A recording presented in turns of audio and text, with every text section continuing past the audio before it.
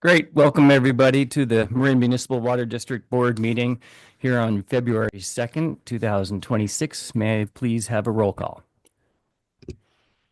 Vice February President 3rd. Vice President Roy Russell, Here. Director Matt Sampson, Here. Director Ranjiv Kush, Here. Director Diane May, Here. President Judd Smith. Great. Thank you.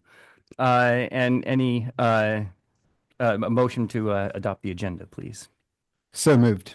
Second. Great. Any public comment on the adoption of the agenda? There are none. All right. And Tara, can I please have a roll call for that motion? Director Sampson, Yes. Director Kush, Aye. Director Mayer. Aye. President Smith. Aye. All right. What about me? Yep. One What more. about me? Sorry, Vice President Russell. Yes. Counts as two. Terrific. Okay. That motion passes. So now we're going to move on to item 3 on our agenda. And I think this is going to be me and not Sean. Or Sean, you're going to introduce us? Okay, great.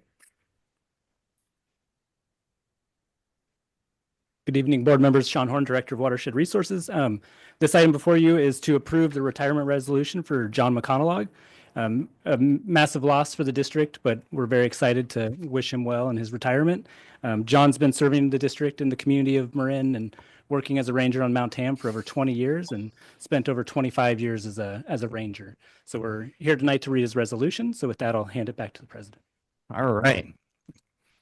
This is an honor to read out this resolution of commendation for John McConnellag. And it's a resolution of the Board of Marin Municipal Water District recognizing Ranger John McConnellag for 20 years of dedicated service to the district and its customers. Whereas on February 23rd, 2026, Ranger John McConnellag will retire from the Marin Municipal Water District and hang up his patrol belt after 20 years of service patrolling and serving the community of visitors on Mount Tamalpais watershed.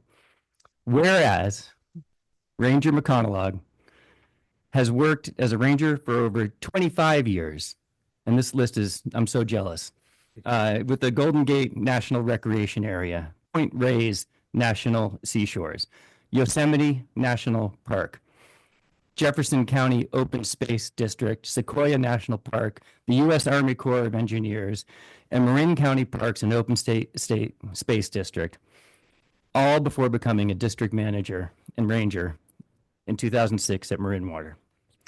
Whereas Roger McConnellag grew up in the town of Fairfax at the base of Mount Tamalpais, an upbringing that profoundly informed his understanding of the public's long-standing connection to this special place.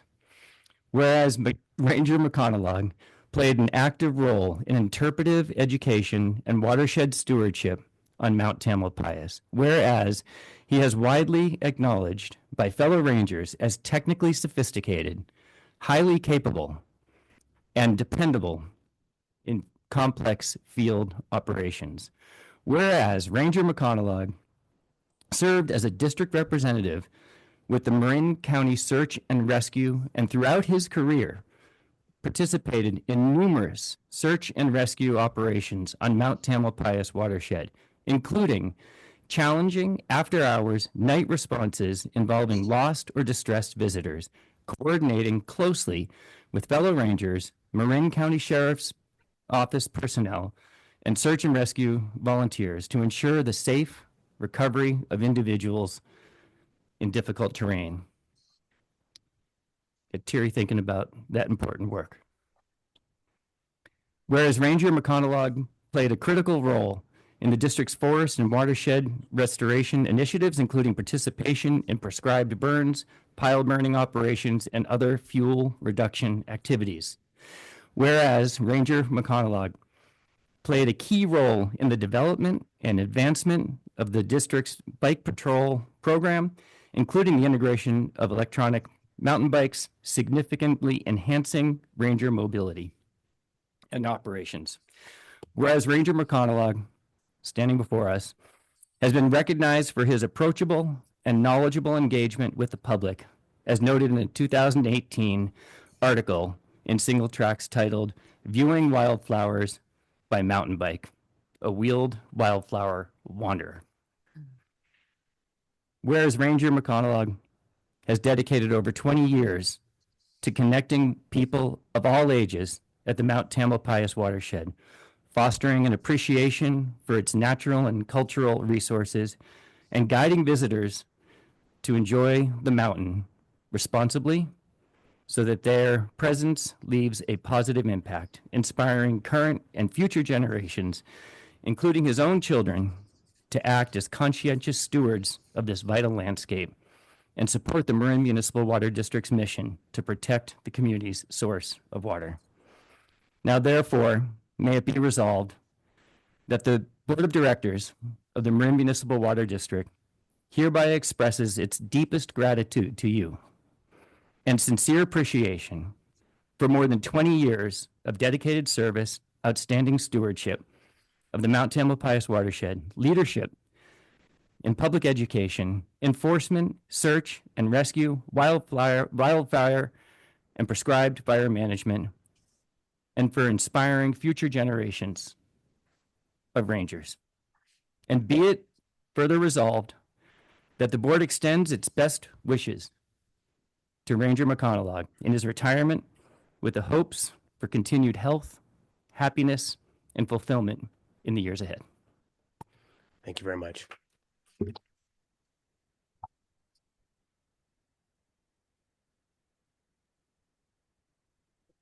I do have something for you. Would you like to say something first? Or? Sure, I'd love to. Okay. Thank you so much, Jed. I really appreciate it. And thank you so much, board. And Sean, thank you so much. And I really appreciate it. And thank you so much, family, for being there. I'll try to keep this short. Something that I'm never been accused of. But I do want to say I'm genuinely grateful for the opportunity to be able to work here on Mount Tam, on the Mount Tam watershed. It's been absolutely a dream job. And for those folks, the board members who are here today, if you haven't spent any time up there recently, please get up there. It's amazing, and we appreciate all your hard work that you do. But when you get a chance to get up there, it is absolutely incredible to spend time up there, which I know you have. But for me, it wasn't just a job. It's my home. It's where I was born and raised. It's my passion, where my passion for the love of outdoors and nature was planted and grew, and also was instilled in our kids. Where we grew up in Fairfax, where my wife and I have been so lucky to raise our family. It's been our church. It's been our gym. It's been our therapy. It's been our sanctuary. It has been and always will be. I want to thank my mom and dad who are here tonight, who raised us in Fairfax. And I want to thank them for instilling in me the importance and love of the outdoor world, and for all my family who's here tonight for their love and support. So thank you so much. But I specifically want to thank my wife, Nicole, who's here tonight. She's right over here.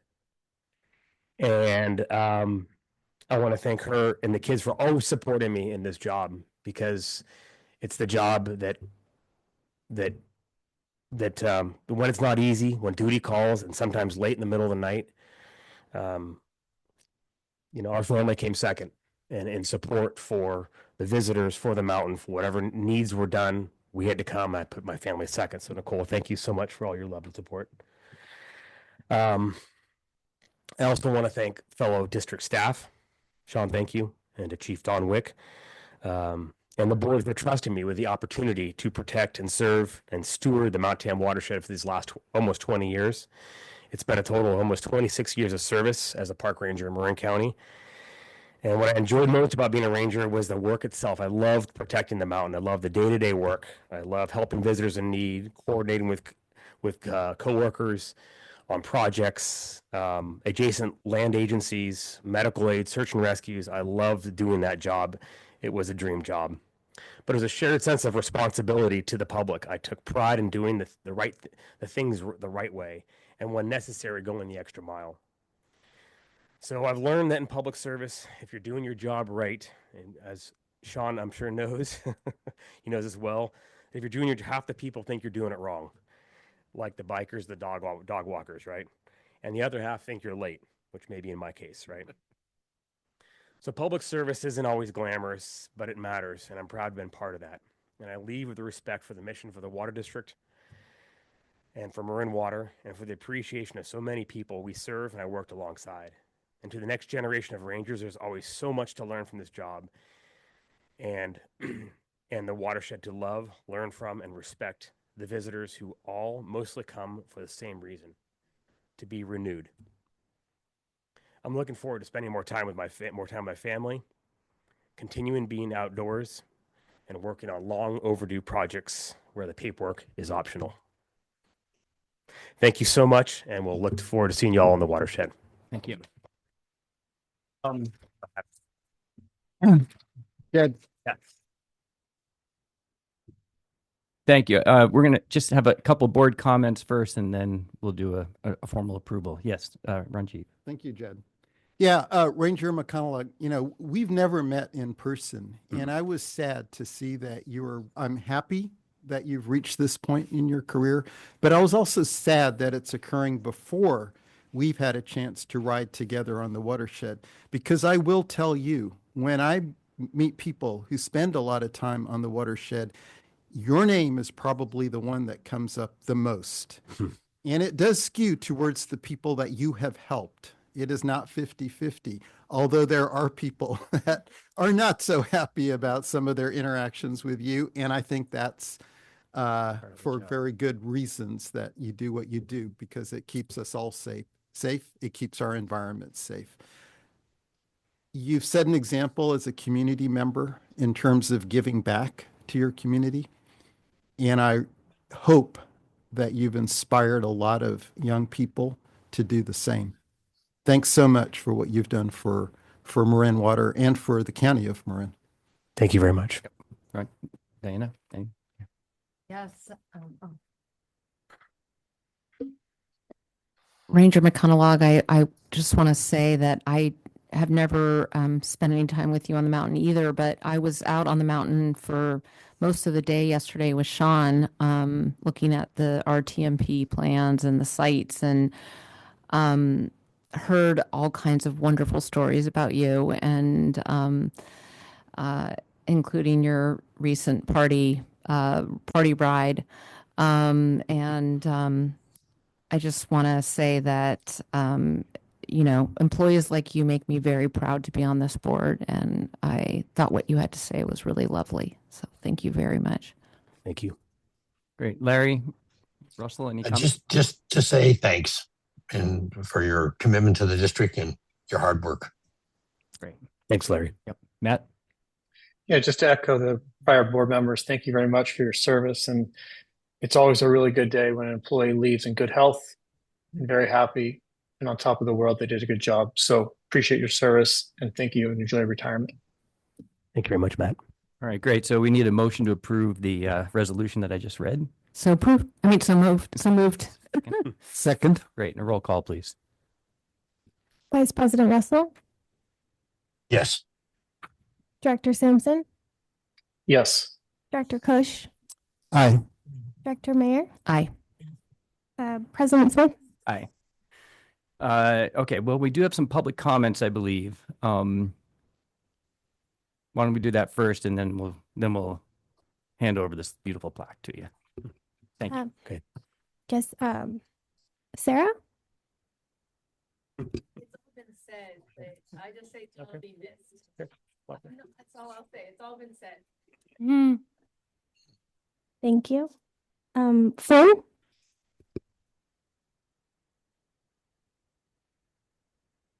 I just want to say a quick thank you to my dad. It's been on the mountain all my life, and I just wanted to touch on the impact that he's had on my friends and the friends of my friends and everyone that I know who's interacted with Ranger McConaughey has always had a positive interaction, and the relationships that he's fostered on Mount Tam and that he's fostered in the community has created such a positive impact.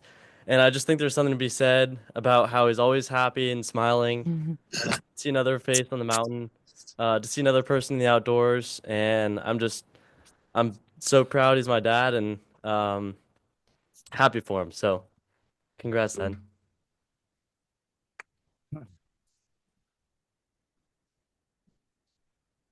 Thank you. John?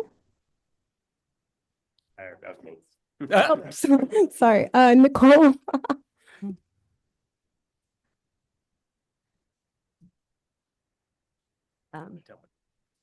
Oh, sure. I wrote this letter to John on the day of his last shift and it seemed fitting to read it today.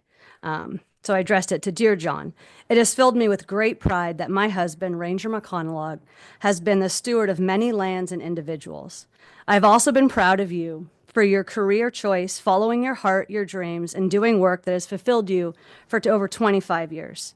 Being a ranger has taken us to many places, from our dating days of Colorado to Point Reyes, Yosemite Valley, Tahoe National Forest, and then to Marin with GGNRA, Bridge Watch, and then to a place that means so much, Mount Tam. You knew you wanted to be a ranger and worked hard, taking many paths and adventures to land a job, a very good job, back where we grew up, enabling us to be close to family. We have climbed in Colorado, where I descended off one cam, to night descents in Yosemite, off-roading in Tahoe National Forest, surfing in Bolinas, to countless hikes together on Mount Tam, starting with Flynn and then Sean and also our daughter Katie. The kids have gotten to see the value of following your dreams, and the value of nature and helping others. You have saved lives, stopped fires, found groves, befriended homeless, comforted those who lost loved ones, helped injured and lost people while being steady, sincere, and comforting.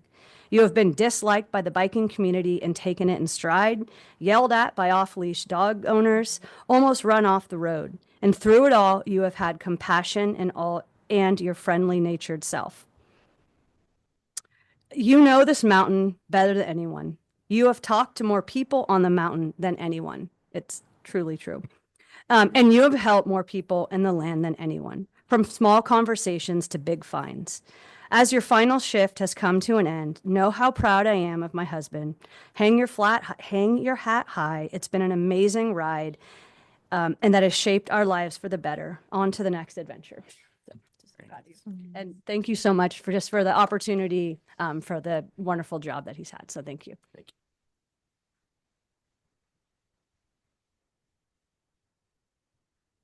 Thank you. Next, Marilyn via Zoom. Marilyn, I've allowed you to speak. You can unmute yourself and begin.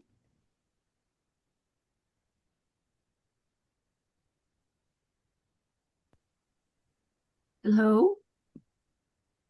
We can, Can you hear me? yes.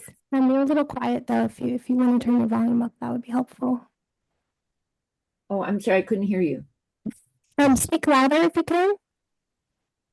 Can you hear me now? Yes. Oh, okay, thank you. Well, that was a most wonderful presentation. I've known a couple of your rangers through my biking all the years, and I really want to say I appreciate Mr. McConaughey so much, all the other rangers, and of course you all as the staff and board too. So my comment though is about conservation.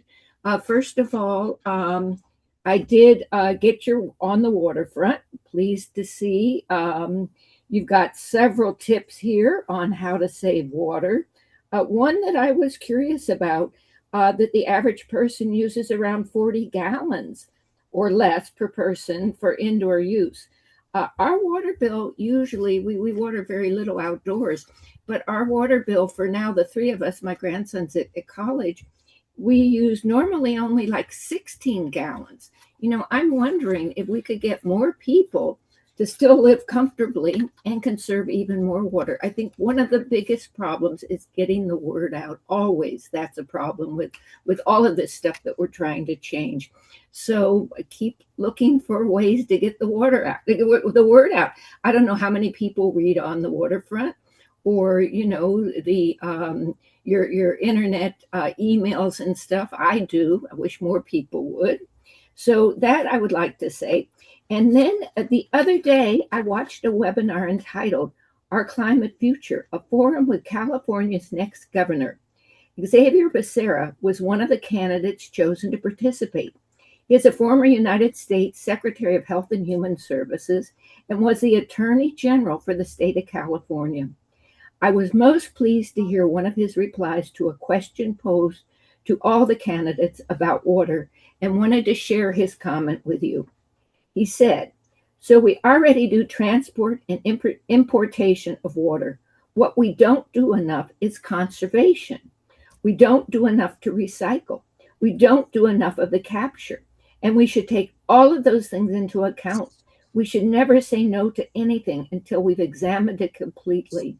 And what I don't believe we've done is look at ways that we conserve and do things that require our ecosystems in ways that could have dramatic impact later on. But everything should be on the table and everyone should be at the table." So that's what I wanted to say today. And thank you for listening. Thank you for your comment, Marilyn.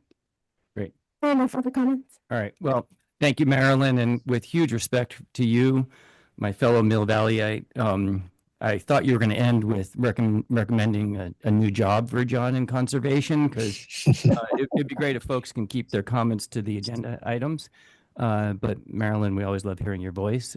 John, if you could come on up, and if you want to bring your family, you're welcome to. Ben, Sean, we'd like to present you with this.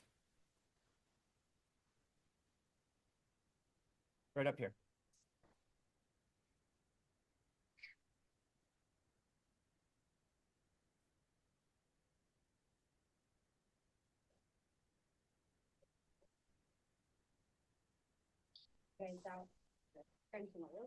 Come on here. Yeah, come on, guys. Come front. Rajiv, Diana, come on. Front.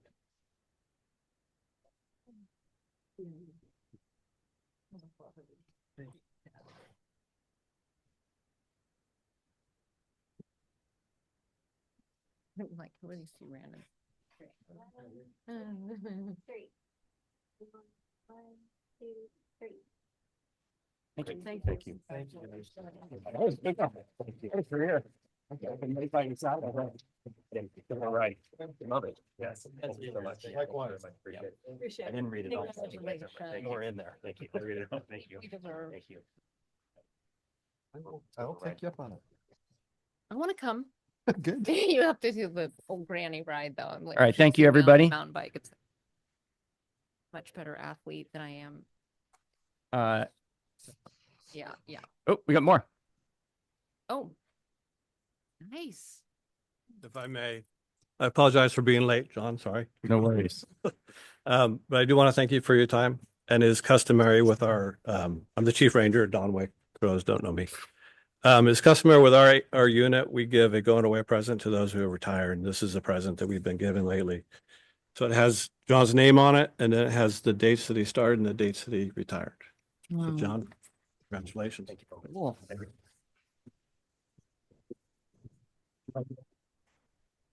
For John's painting or something. Beautiful. Okay. Moving on, are there any other public comments on non-agenda items? There are none. Okay, terrific. All right, moving on to directors and general managers announcements. Thank you, family, for coming. Thank you, friends, for supporting John, and Don. General Manager Hornstein, any comments? None this evening. Okay, great. Matt and Larry, any comments for us? Matt first. Great. Thank you, President Smith. I just want to take a second to acknowledge all the staff effort and work that was put into the first public meeting for the trail walk on Saturday up at the top of Mount Tam to start showing off some potential opportunities in the RTMP update.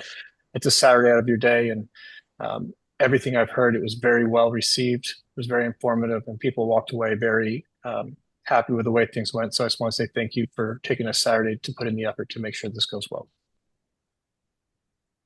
Great. Thank you. Larry, any comments? None for me. Great. Ranjiv? Yeah, thanks, Jed. Last Thursday and Friday, I attended the Association of California Water Agencies, or ACWA board meetings, which are held in Sacramento. Just a quick reminder, ACWA is the largest state level association of water agencies with about 470 public agency members, and it was started primarily by irrigation districts back in 1910. So probably one of the older water associations as well. The current board is beginning a 2-year term. So this is our first meeting of this 2-year term. A lot was covered. Just a couple of highlights. A membership survey, which is done every year, was presented and indicated that Aqua's highest perceived values for members are really in 2 areas. One is guiding water policy development and legislation at the state and federal levels. And the other is providing opportunities to network through regional events as well as conferences. So I just want to note that there is a state legislative committee, and they will be holding a legislative symposium on February 11th next week in Sacramento. Aqua also has a federal affairs committee that will be holding a DC conference on February 24th and 26th. So a lot of opportunity to engage, but also a lot of, I think, readouts that will be available for those who are interested. And finally, the Aqua Spring Conference is happening on May 5th through 7th, and that's going to be in Sacramento for anyone who's interested. I have the full board packet to share as well, if anybody is interested. Perfect. Thank you. Thanks for doing that for us and the whole state. Thank you, Jed. Yeah, I just wanted to say that as I was just saying before with Ranger McConaughey leaving, I had the good fortune of spending really the whole afternoon on the mountain with Sean Horn yesterday and learned so much. And if any of the board members have not had a chance to do that, I really found it so helpful on a lot of levels, looking at trails we might want to go shut down that are social trails right now, looking at places we might want to, I guess, amend trails, for lack of a better word, to protect areas that need a little bit more protection than they currently have. And then places where we could make a now fire road, downgrade it to a multi-use trail. And I thought it was really helpful. We got great feedback. Somebody wrote the board. I don't know if others read that email, but I wrote back and forth with that woman a little bit who attended the site visit, Sean, last weekend. And as you reflected to me, she also said how well it went and how good the dialogue was between the biking and the hiking community, which just made me so happy. And they're kind of seeing their common ground. So I don't want to get too unrealistic, but I'm feeling optimistic about that. And I just want to tell the maybe 10 people out there that are listening to this board meeting, if you have a chance, go to those site visits because they're really helpful. And I found the whole experience incredibly educational in terms of what we're doing on the mountain. Thanks. Great. Thank you. Nothing for me here. We would say something. Yeah. Yes. We realized we missed One more public a comment? comment on non-agenda items. I just want to apologize to Mr. Sauter. We missed that on the comment cards, but if we could go back to item 4, that would It'd be a pleasure. I was hoping. Yes, Phil, you're up. This evening. I just wanted to thank staff very much for a lot of the targeted conservation messages being featured on the district website in community meetings and in mailers. The first one I noticed was the invitation to customers to look at their current winter water use as a basis for normal year-round consumption. When summer comes around, they can use it to measure how much extra water they use outdoors and find ways to minimize that summer increase and also help reduce their water bills. These winter months also seem like a good time for the district to determine its base water production for financial planning and also to spot customers who are outliers in these months. These outliers are probably candidates for outreach to discover and repair leaks. I also heard at the recent planning committee meeting that staff is hosting community meetings in areas with high summer use to discuss ways of reducing wasteful summer use of potable water. Another great message.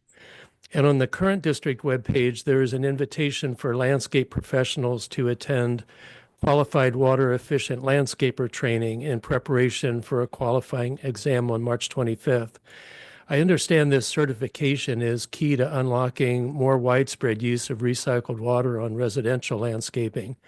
I believe that some water districts are currently offering this training direct to homeowners and their landscapers to promote even more widespread use of recycled water for residential landscaping.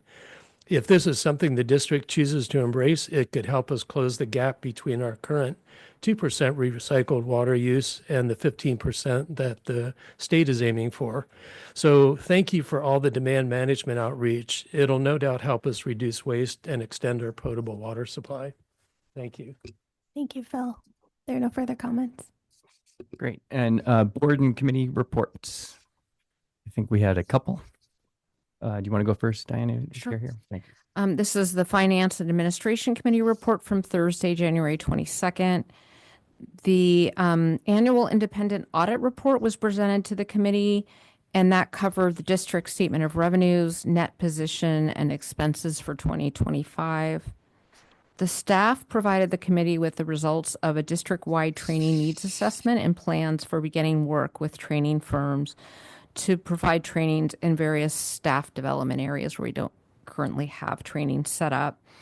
The staff also briefed the committee on the district's monthly financial update and noted that on this item, the district's revenues and capital operating and capital expenditures are, the revenues are below budgeted levels, although our expenditures are a little bit below as well. Not, we're in a little bit of a deficit in terms of net income compared to past prior years and where we should be. Staff also brought the committee the results of an RFP for a proposed insurance brokerage and risk management consultant. And just a note that the public can access the staff reports and a video recording of that meeting, which is the January 22nd Finance and Administration Committee meeting on the Marin Water website. Thanks. Great. Thank you. What about the WAC? The WAC does not happen until February 9th. It got changed. The date got changed. Oh, okay. I think we, yes. The planning committee. Yep. Yeah. Go ahead. Do you want me to do it, Larry? No, I'm ready. Okay, good. Thanks. So the planning committee was held on January 27th. Staff provided the committee with an overview of the 2015 water treatment master plan. The plan does not currently cover all the district's treatment plants, nor does it integrate the district water supply resiliency efforts. To that end, staff plans to update the water treatment master plan. For this effort, staff will advertise a request for proposals for a consultant to assist the district with updating the plan. Next, the staff provided the committee with an overview of the planned Tokoloma Pump Station Rehabilitation Project, which is estimated to pay itself off within 3 to 4 years by power savings.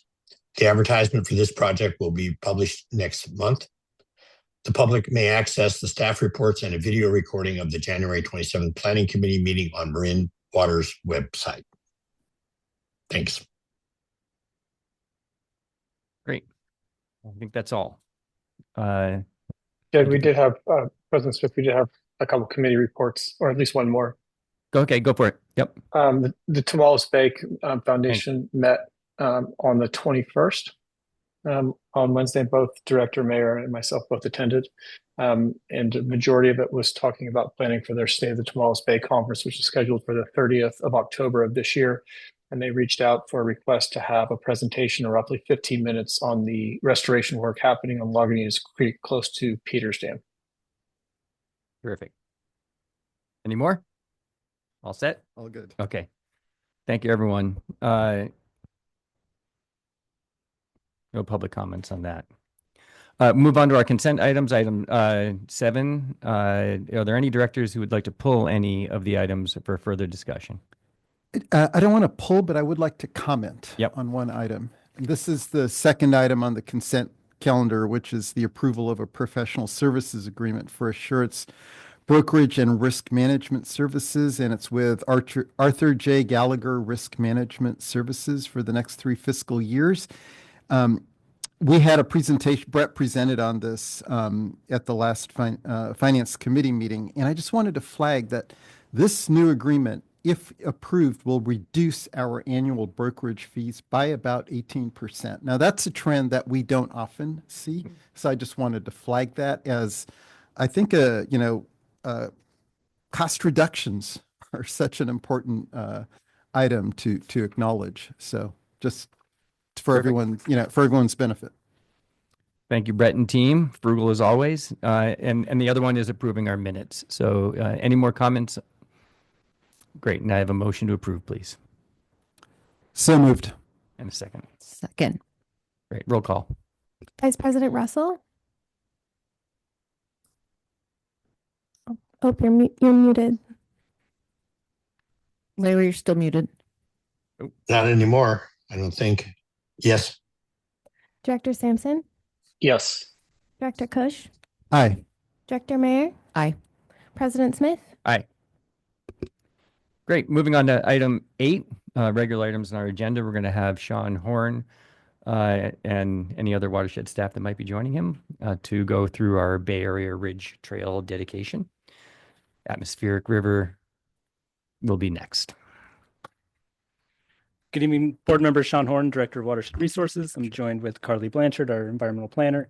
We have a presentation for you this evening about the Ridge Trail dedication, and this is an action item to approve a new section of the Ridge Trail. And the Ridge Trail is an important regional trail network that the district is proud to be part of. And so with that, we're going to provide a brief presentation. I'll hand it to Carly. Great. Thank you, Sean, and good evening, directors. As Sean mentioned, we are discussing the Bay Area Ridge Trail Council's request to dedicate approximately 11 miles of road segment on the Mount Tamalpais watershed. Before we dive in, I want to go through a quick background on what the Bay Area Ridge Trail is, as well as the previous involvement the Water District has had in the past. So the Bay Area Ridge Trail started with the concept of connecting all the ridges within the Bay Area. Its ultimate goal was to connect the Bay Area to the Sierra Nevadas.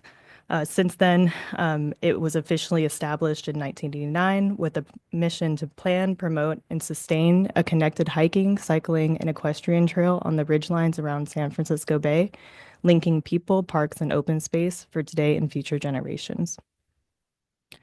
Since its establishment, it has dedicated over 400 miles, which connects 145 parks and open spaces. They're involved with over 400 volunteers annually, as well as hosting large events that bring up to 3,000 people and participants. They also work with 40 plus land managers, including Marin Water. And in 2005, the Marin Water Board of Directors approved the district's first dedication of 5 miles of road segments that was along San Geronimo Ridge and Peters Dam access roads. This set the precedents for recognizing district roads that are compatible with land management objectives as a potential part of the Ridge Trail network. And now I'll pass it over to Sean to talk through the current dedication request.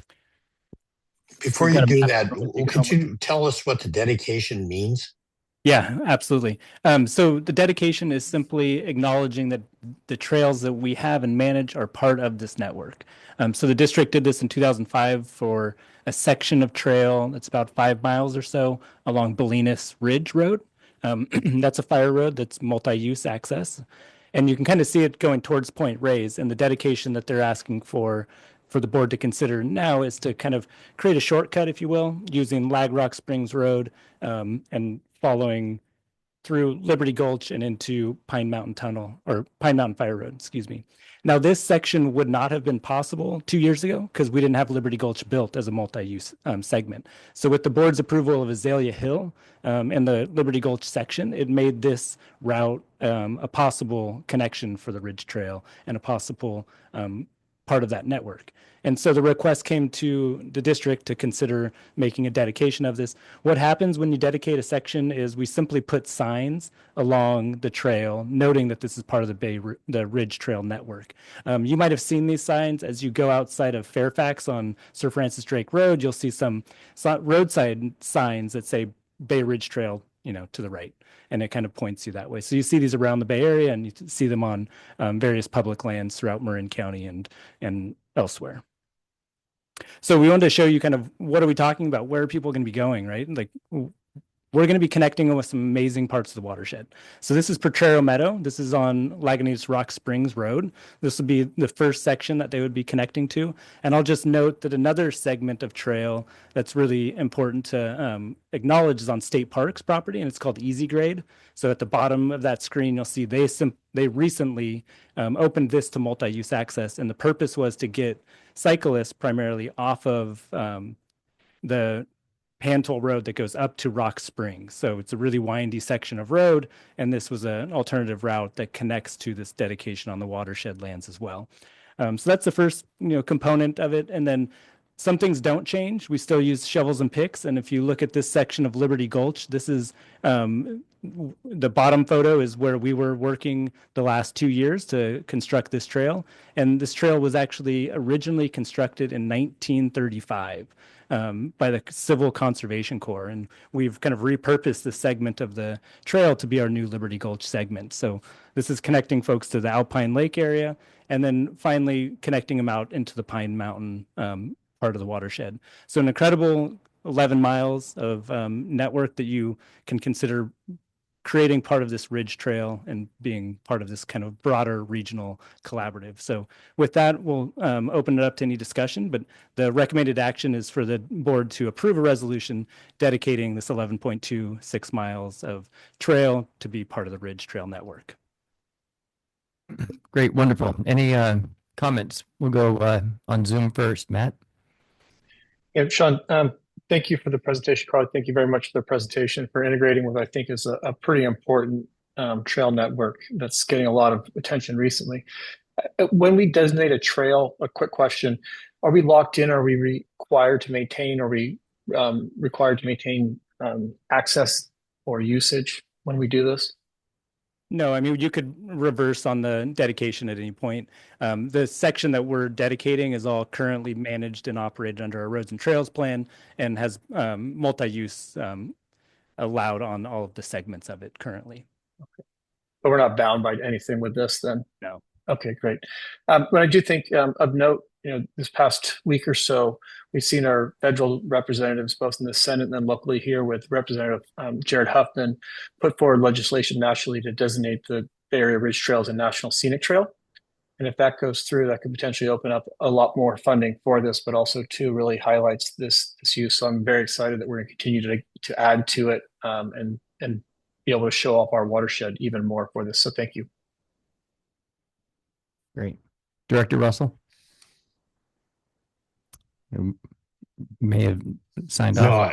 No, I haven't signed Okay. off. It's just Zoom is a little slow when it comes to. It's gonna give me a second on the once I'm muted. It's hard to get unmuted.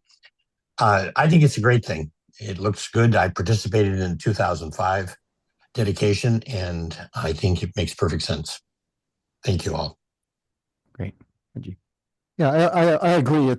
I'm glad that we're able to support this with our, with our resources, the whole Bay Ridge Trail. And Sean, I believe that almost all of what we're considering now is full fire road, Lagunitas Rock Springs, as well as the Pine Mountain Road. There's just the Liberty Gulch section that's more of a multi-use versus a full fire road. So if there's any concern about additional visitor impact, that's fairly minimal on the majority of what we're looking at now. So I think, it's hard to imagine any reasons not to support this. Thank you. Great. Comments? 2 thumbs up. 2 thumbs up. Great. Well, this is a flashback for me growing up in Massachusetts with Frederick Law Olmsted, who helped create the Emerald Necklace around Boston. And I know that's tried to be replicated all around the country, and seeing that come together here and us being a part of it is an honor. So thank you very much for that. Any public comments? Yes, Phil Sauter and Martha Davis. Oh, okay. Martha Davis. Oh, sorry. Thank you. Great. No further comments. All right, terrific. So may I please have a motion to approve this new designation? So moved. And dedication. Second. Great. Roll call, please. Vice President Russell.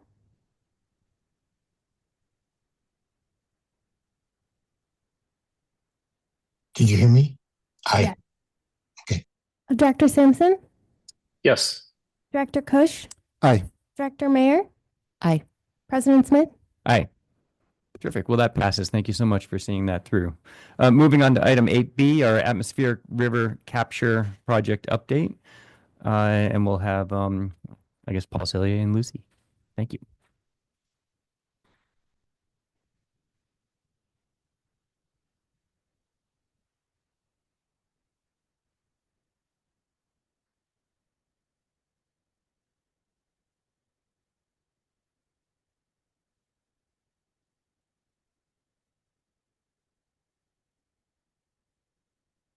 Okay, look at that. Everything's working tonight. Good evening, Paul Cellier, Water Resources Director. I'm joined with Lucy Croy, our Project Manager and Water Resources Manager. We have a brief update on the atmospheric river capture project for you tonight. And let's see if we can run through this. It won't be as emotional maybe as our first presentation this evening, but Close. I'll try to keep it together as we go through. Wait till after public comment. Yeah, especially the engineering section can be quite riveting. So we're going to touch on the engineering review, environmental, and hit outreach and discuss schedule and sort of next steps. And for those that aren't familiar with ARC, just a very quick summary. I think it's one of our important roadmap, water supply roadmap projects. It's essentially 13 miles of pipe, a couple of pump stations that's going to move water from the Russian River to storage in a Marin reservoir at Nicasio. The idea is that we'll be capturing winter storms during a drought, even during droughts, we get winter storms, especially on the Russian River. We'll be able to capture that surplus water and store it in Nicasio Reservoir. The dry year yield looks to be somewhere around 3,000 to 4,000 acre feet of water. And we started work in kind of earnest after a long, lengthy planning stage last summer on both design and environmental work. And so tonight, I wanted to just give you just a glimpse into kind of what the engineering team has been up to. And this is just one very small part of what they've kind of been up to. And you've seen diagrams like this, these sorts of schematics in the planning phase. This one may be a little bit more detailed than you might have seen in the strategic water supply assessment and even in the prior planning stages for this project. What we're looking at is a sort of physical description of the system. This is what we start with. So moving water, and this is the entire system. So it's maybe a bit beyond where our project is going to be. We want to make sure we don't leave anything out that might be important. So starting up at the Katati tanks, this is again just part of the Sonoma Water's entire system. This is sort of their southern part of their system. So from Katati tanks, the water flows through Petaluma, and you'll see terms in here like turnout.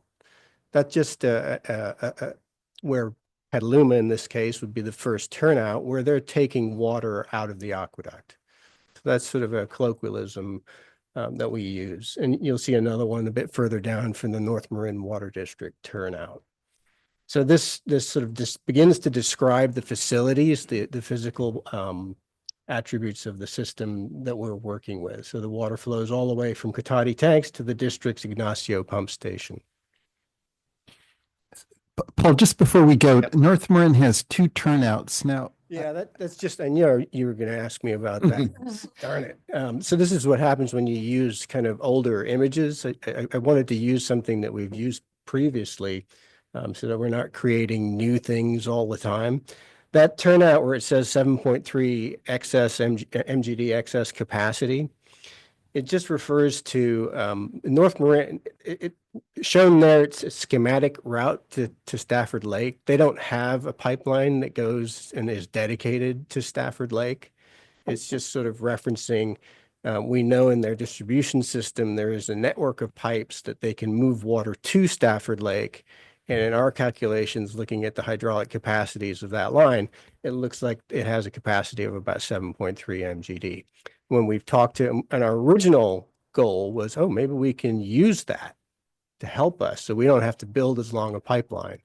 But so one of the first meetings we had was with North Marin to understand what these sorts of constraints were on their distribution system. And they kind of quickly disabused us of the notion that we'd be able to benefit from using their infrastructure to convey water out to Nicasio as part of ARC. So it's shown on here just schematically reflecting that they can move water into Stafford Lake, but by and large, it's just their turnout that we sort of have described as the dashed line. Got it. Okay. Yeah, it's too bad that it's not something we can leverage. Right. Right. I knew you were going to get me on that. It's okay. Good catch. So then we take sort of this flat picture of the world, and we start to try to add elevations to it. So we build what's called a hydraulic grade line. And that's what's shown here. And this is pretty high level stuff. It's just looking at the elevation of the various facilities that we just looked at on the flat map. And why is that important? Well, you can imagine if there was a big hill halfway in the middle there that was higher than the Katati tanks, it would mean we would need some sort of a pump station to move water over that hill. And conversely, it tells us where you see the North Marin / San Marin pump station turnout, that's roughly the same location that we're going to be looking at putting our first ARC pump station.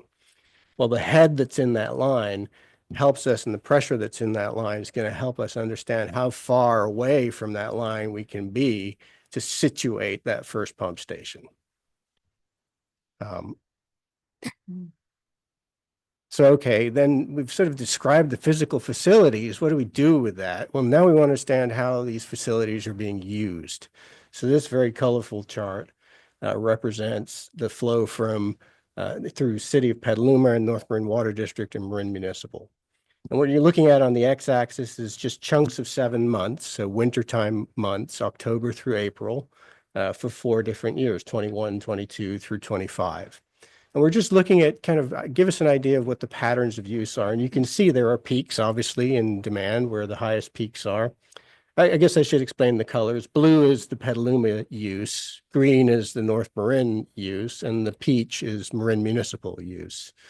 And so and then on the y-axis is sort of a daily delivery in millions of gallons per day. So when I look at this chart, I'm kind of drawn to the section in the middle there around April of 2023, going, what happened there? North Marin stopped taking water, Marin Municipal stopped taking water. And I think we all kind of remember the landslide that impacted the use of the aqueduct. So that kind of gets clearly reflected in there. So this is just showing us kind of the patterns of use, and where you see troughs like that, that means capacity in the system exists for us to be able to take advantage of. So we take this chart and translate it into a water availability chart. So Paul, just to confirm, we'll get these peaks on regular years just towards the end of the beginning of the rainy season. And is that because that's when our peak imports are happening before the reservoirs start to fill? Yeah. So in October, for example, it's usually still pretty warm. We don't know what kind of wintertime it's going to be. We're still trying to make sure our 5,300 minimum take or pay starts in July. So usually we're trying to take as much water as we can, as early as we can, so that if it is a dry winter, we can keep going. And if it turns out to be a wet winter, like it was in 2025, you see we kind of turned down that use in January, and there's very little Marin Municipal use between January and May. And that's because we pretty much hit our 5,300. Right. And then it's interesting, of course, in 2022, you can see a very different pattern of imports until it, I guess, started to rain around October of 22. Exactly. So anyway, bottom line is where there are troughs on this chart indicate availability of water. So we turn this chart of use into water availability on the next chart. And again, looking at slightly different on the y-axis now, we've gone from sort of a daily flow to an hourly flow. And you can see it gets kind of spiky when you do that. But looking here, what's the purpose of all of this is we're trying to understand what pumping capacity we can assign to ARC, right? And so we've just sort of indicated here at about the 15 million gallons per day. How would that look? Would we be able to sufficiently use a pump of that size to deliver water through ARC? And this chart is suggesting that for much of this period that's shown, yes, we could. It's very spiky, so we're like, okay, let's go down one more scale so we can see what it looks like on a daily basis. So now this chart is looking at that same demand over the course of a week in terms of hours on the x-axis and in terms of hours, in hourly available flow on the y-axis. And you can see again, over the course of the week, there's just 2 dips below that 15 MGD line, where evidently there was some increased use on the North Marin turnout. So 15 MGD, just based on water availability from the Russian River and capacity within the system that we just looked at, moving water from Katati down to Ignacio, that looks pretty good. But we also the last 2 graphs though, they primarily are evaluating capacity, right? Well, this is not necessarily availability within the Russian River water system. Actual use. The last chart, this chart is actually availability. So it's sort of, if you like, almost the inverse of this chart. Right. This is the way I'm thinking about it, right? So this is available flow at the arc turnout. Right. Right? So what we're, that 15 MGD is well below the current flow going through there, below the capacity of those pipes. That's what it was. I mean, in the latter months, yes, in the October and November period, it's indicating that there wouldn't be enough water to support a 15 MGD pump. Yeah. So when we look at it on a sort of a finer scale, you can see the 15 MGD over this particular week, right, which is the first week of February of 2025, which was kind of wet. So demands would have been low. This is showing that 15 MGD pump, except for a couple of occasions for a couple of hours, would be easily supported based on the available water. Now, we know that we have other water supply projects coming down the pike. In particular, you've heard us talk about in the roadmap about in-system improvements. Well, in-system improvements increases our capacity to use Sonoma water directly in the wintertime to serve our demand. So how does that affect ARC? Does it affect ARC? And of course, this is something that we looked at in the planning phases, but we've done a bit more modeling to understand, numerically how it might affect the yields. So ARC as itself is a project that's designed to capture winter water from the Russian River and move it as quickly as possible into Nicasio Reservoir. So that would suggest that you want as big a pump station as you can manage at ARC. So something in the 15 MGD range seems to be well supported. However, when we look at improving our distribution system to use wintertime water, it's going to reduce some capacity for ARC. So how much would it reduce it? And so what this chart is showing us is that on the x-axis, you're looking at the ARC pumping capacity in terms of million gallons per day. And on the y-axis, it's acre feet. So thousands of acre feet. And this is just suggesting if we have a 1 million gallon storage tank at the ARC pump station to provide a bit of a buffer between the aqueduct and the new pumping station. This chart is suggesting that about 8 or 9 MGD would be the right pumping capacity for ARC, assuming we prioritize the use of Sonoma water within the distribution system, which would be, I think, in our interest because it's cheaper, right? We don't have to retreat the water once we put it in. If we put it in Nicasio, we have to pump it to there, and then we have to retreat it again, and then repump it again. So this prioritizes the use and sort of maximizes the use of wintertime water through Ignacio. And even with that, so if we do that, and we want to still put water in Nicasio, it would suggest about an 8 or 9 MGD pump station for the ARC project in this phase. Paul, can you give some examples of the in-system improvements that we're looking at? We've noted this, as one of the key areas for our roadmap. What are some examples? Yeah, so there's some, I think there's some pipeline projects where we would increase capacity of pipelines. There are some new segments of pipe that we would put in and potentially upsizing the Lucas Valley pump station. So there's sort of a portfolio of projects, and there's many different options to choose from, and a lot of them providing very similar amounts of water. So our next step will be to bring you sort of the results of that analysis to show you what the portfolio would be and what the capital cost of that portfolio is to sort of maximize the use of winter water in the distribution system. Got it. Now, Paul, occasionally I'm asked why we wouldn't, go entirely to Sonoma River water, to Russian River water in winters when we're facing reservoir shortages. And, you know, it looks like from this we wouldn't the availability in the system, in the aqueduct, in the system is just would never be there for supporting our entire distribution network. So this would this modeling looks at moving 13 million gallons a day through Ignacio.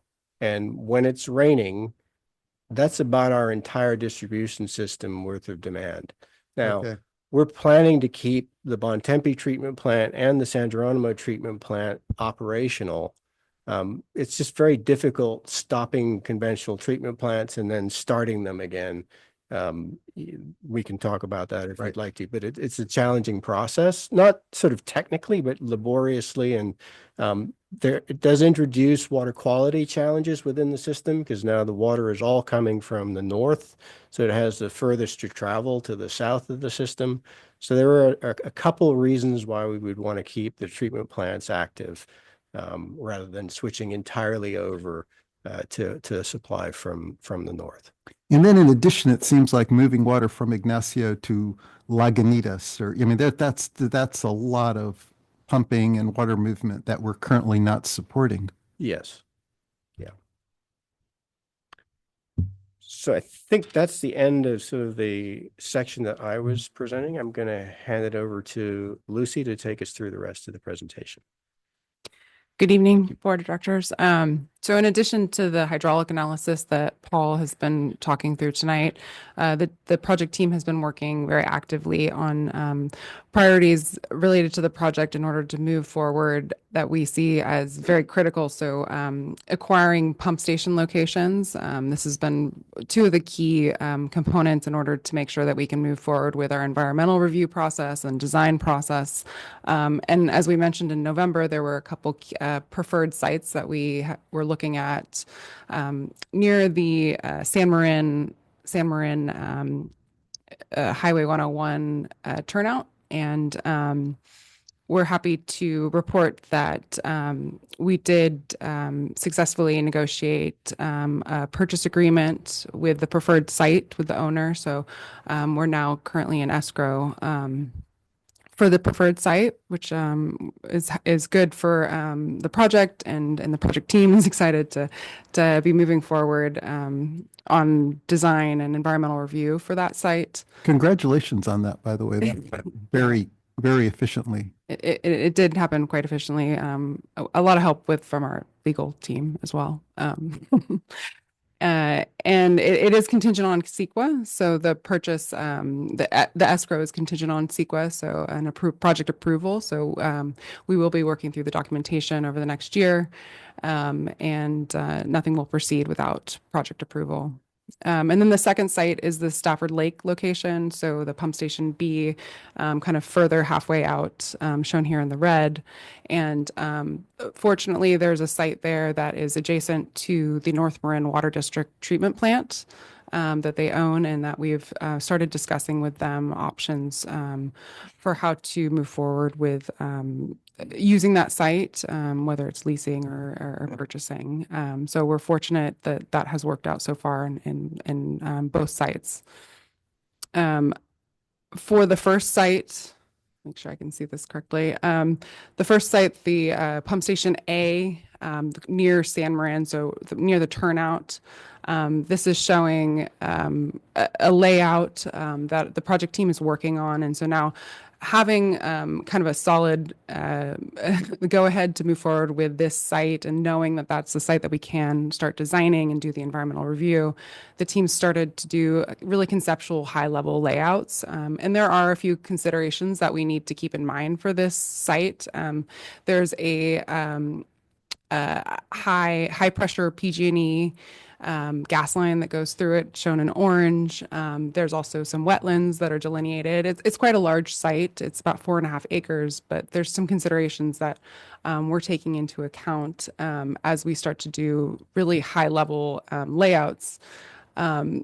it was historically the previous owner was planning to do a hotel, so we've kind of used some of the designs to see where is the optimal place, and using some of the documentation that was already available for the site, and are looking at spaces for how we would maintain the pump station long term. So making sure that there's enough space for trucks to move around, how we would pull the pumps in and out, and then also visual aesthetics. So knowing that this is going in somewhat near housing, residential areas. There's a hillside kind of in the front. This is kind of Highway 101 is parallel. Oops, let's go back one. This is a new computer. Highway 101 is down here, as well as the North Marin Aqueduct. And so there's a hillside here, there's another hillside here. So trying to work within those constraints and considerations, and how we start to lay out what the pump station will look like in order to have the least visual impact to the residents. And this is a really preliminary 3D view from our engineering team, very preliminary. So just to start getting an idea of the sizing for some of these facilities with the electrical and the pump station, the pump facilities we'd have.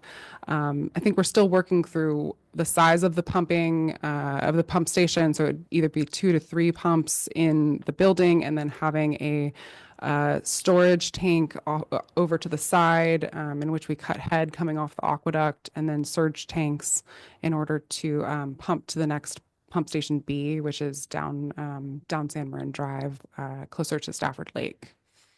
And knowing that we're going into environmental review rather soon, we have brought on a architect early, knowing that visual aesthetics are always an important component to how we discuss the project with the residents. And we want to make sure that we bring that in early to the project, and how we look at how we design the pump station. So we've brought on board an architect, and starting to work with them on how to somewhat match the aesthetic in the area. There's a lot of redevelopment that's going on in the area, but it is highly residential. So just trying to minimize impact, and kind of look at natural stone cladding and other ways that we can minimize impact. And this is very preliminary as well. In addition to the design, our environmental team is working closely with our design team. We actually have meetings every other week in which both teams meet together, which has been great. So much of it is meshed together, and how the project is working going forward. Our desktop analysis of the biological and cultural work has been completed in the last few months. And they've also been able to advance some of the preliminary investigations on the sites. So for the pump stations, as well as along the route, so along the alignment in the public right of way. And we've also been able to do traffic counts along the routing, knowing that that's going to have an impact as we look at construction impacts. A few of the items that is still going on is really starting to define more thoroughly some of the items that have come up. So looking at wetland delineation in the site that I showed you. So in that bottom left corner, we've also reached out to Grayton Rancheria to initiate tribal consultation efforts. And talk to them about some of the sites that we're planning for the project, both near the San Marin as well as out to Nicasio Reservoir. And then we're planning to also do some baseline noise measurements at other pump stations in our service area that are at the same operating level as the planned pump station for pump station A or B, and just kind of understand what would be the noise to be expected, and how can we minimize it. Let's see. What are travel consultation? What are you talking about? Tribal. Oh. Tribal. Yes. As part of AB 52. I see. So we've sent letters out and are following up. And then all of this is to support the technical reports required within the EIR analysis. So for biological, cultural, transportation, and really just supporting the documentation and that we go through the project covering our bases and understanding what impacts may be. The schedule for the environmental review right now, we are looking to publish our notice, our notice of preparation for the EIR in late February. And that'll be a 30-day scoping period, is what's planned. And right now we are planning to have 2 scoping meetings in March, in early March. They're both planned to be in the community. So in the community that'll be impacted, primarily where construction impacts will be, in Novato and near the San Marin High School, San Ramon Elementary area. And then in May and June, that's when we'll have more deliverables coming out, see more of the studies that are completed. There's been a lot of work that's going on behind the scenes, and so we'll start to have more of the deliverables to review and complete an admin draft EIR in June, shooting for a draft EIR public review in September, October with a 45-day review, and shooting right now for a adoption in February of 2027. Outreach has been a key component early in the project and continuing as we move forward. So we've continued to meet with North Marin Water District consistently, and holding meetings with the community that may be impacted. So the Novato city manager, as well as Novato Sanitary. We have coordination meetings that we're going to be holding bi-monthly, and then kind of holding meetings as we need to. So just making sure that the information is put out there early and nobody is caught off guard. And some of that outreach is developing the collateral. So having mailings go out for the pre-design work when we were going out to do some of the geotech and the surveying in the community, meeting with the high school and showing them kind of the alignment and what we expect to happen. We've also we met with the Nicasio Upstream Property Owners Working Group a few weeks ago to give an overview of the project, and briefly kind of tell more about the project and what drove the background of the drought and how we got to this project. We're planning, there is a San Marin Improvement Association. So we're planning to meet with them in the coming weeks and just make sure that we're targeting the area as well as we can and creating information available to those that may be interested early. And all of this will support as we move into the scoping period. Lucy, have we been able to identify any co-benefits for the communities that are affected? Co-benefits. Like, I think we had a bike path upgrade was something we were looking at. We haven't had any specific commitments along those lines, but the team has been developing ideas, but we haven't quite gotten to that point yet. I think once we get to the BODR, we'll have kind of a firm alignment, sort of which side of the street we're on and where things are actually going to be. And then I think some of those discussions will take place then. Yeah. Okay. Some of the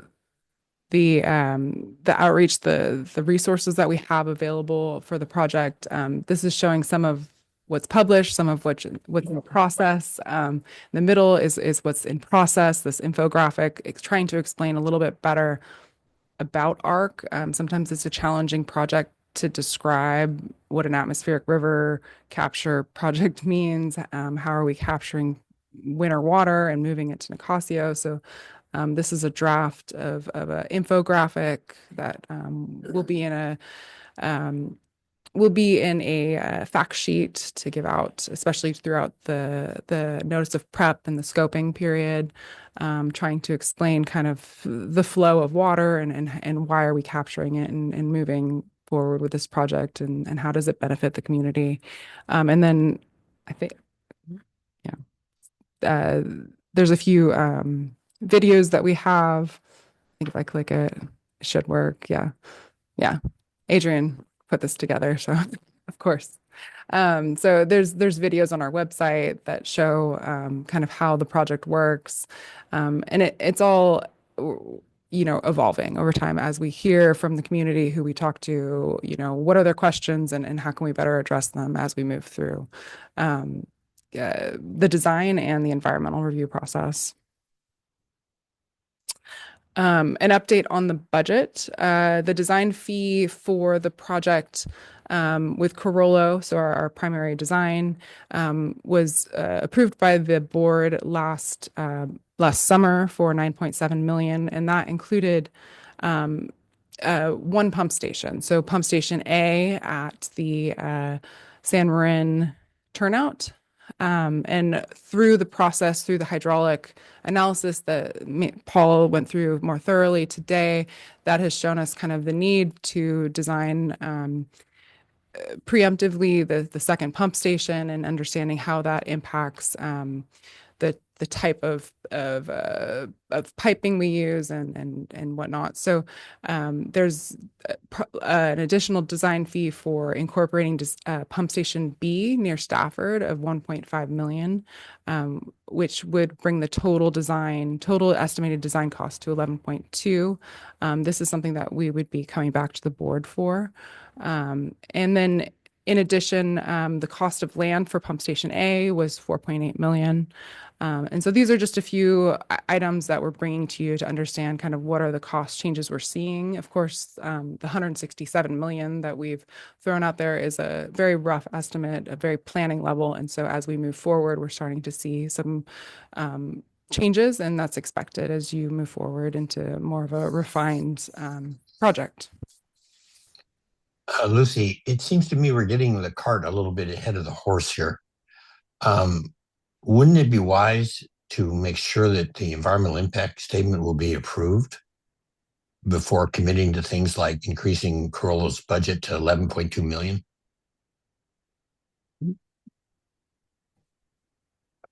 So that, Director Russell, it's Paul Say. It's a interesting question, and of course you can schedule things to run sort of concurrently, or you can have them run sort of in series. And in series might be a more typical approach for a project where you would take you had unlimited time. But our understanding has been that we're to pursue this project with all possible haste. And so that results in some parallel design work along with the CEQA. And then I would say I don't recall the board giving that directive, so I don't know where you're feeling that from. Well, the typically we don't do the full design until we have CEQA approval. 30% is roughly what we think about. Is that true in this project? So in this project, we will get to 30% in the next few months, but the intent of the schedule that we've shared with the board is that the engineering would proceed in parallel with the environmental work. And of course, at the board's direction, if you wish, we can certainly stop the engineering and wait for the CEQA approval to move through. The project has been, I think, on a fast track basis since the planning phases of the strategic water supply assessment. So if that's changed, I missed that, and I apologize, Director Russell. Okay, well, I'm not saying one way or the other, but it seems to me that we should be seeing some higher level sophistication cost estimates pretty soon. Yes, that's right. We're expecting the basis of design report end of February, early March. Okay. And that will give us a tighter cost for the work. What do you think the error bars on that cost estimate are? I was just talking with Lucy about that today. I'm not sure what the BODR is going to give us, but right now we're at a probably plus 50%, minus 40% level. Yes. I think it's going to tighten us up into the 30%, 25%. Yeah, I think that's really important because I'm afraid of the costs of something like this. I think we may unfortunately get surprised. Paul, I know that we'll have a timeline update coming up, and maybe you can just clarify the layering of activities versus the sequential approach the alternative sequential approach. And because I think that timeline has now been something we've discussed for multiple months. So it'd be just good to confirm that that timeline does include this layered approach. So as we move through the design, this is just showing a high level of our expenditures, the design budget specifically with Carollo. So our forecasted expenditures with Carollo is 9.7 million, not including the 1.5 I just mentioned. And right now our actual expenditures are a little bit lower than expected. So that's showing that we're just shy of 1 million. And that's expected. And so where the arrow is Yeah. now, or where the line is? Yes. Those are cumulative to date. Cumulative to date. So I understand that, but where are we in time? I can't read the bottom. In time, we are at the arrow, more or less. At the arrow, okay. Of course, billing is 30 days plus or minus. Sure. There's a lot of field work that was done in the fall, and there was a lot of public outreach we did in the fall, making sure that nothing got ahead of us. So this is not unexpected that we're a little bit lower than our forecasted expenditures for the design part of the project. And we expect that as we move into the BODR, which I'll show in a second, the timeline that we'll start to meet the forecasted expenditures as we move forward. So as Paul was mentioning, this is the overall high level schedule that we've been operating off of, with design and CEQA operating in parallel. Right now we are projecting the basis of design 30% design in late February, early March, along with the notice of preparation for the EIR in late February through March, so a 30-day scoping period. And then, as I mentioned, the scoping meetings would be in early March, and that's to really get feedback from the community on questions and concerns they have about the project, and bring that into the environmental review process as we work on those technical studies. And you're envisioning that the BODR will provide an updated cost estimate? Yes. And given the progress so far and the data that's been collected for the project, right now the design team has estimated that they're on schedule to bid in April of 2027. So that's the latest update we've gotten from them, and a notice to proceed in June of 2027, which puts the overall project with construction occurring over the 2027 to 2029 period, and substantial completion by December 2029. So it's a very fast, very rapid schedule. So if we were to change from a parallel track, you would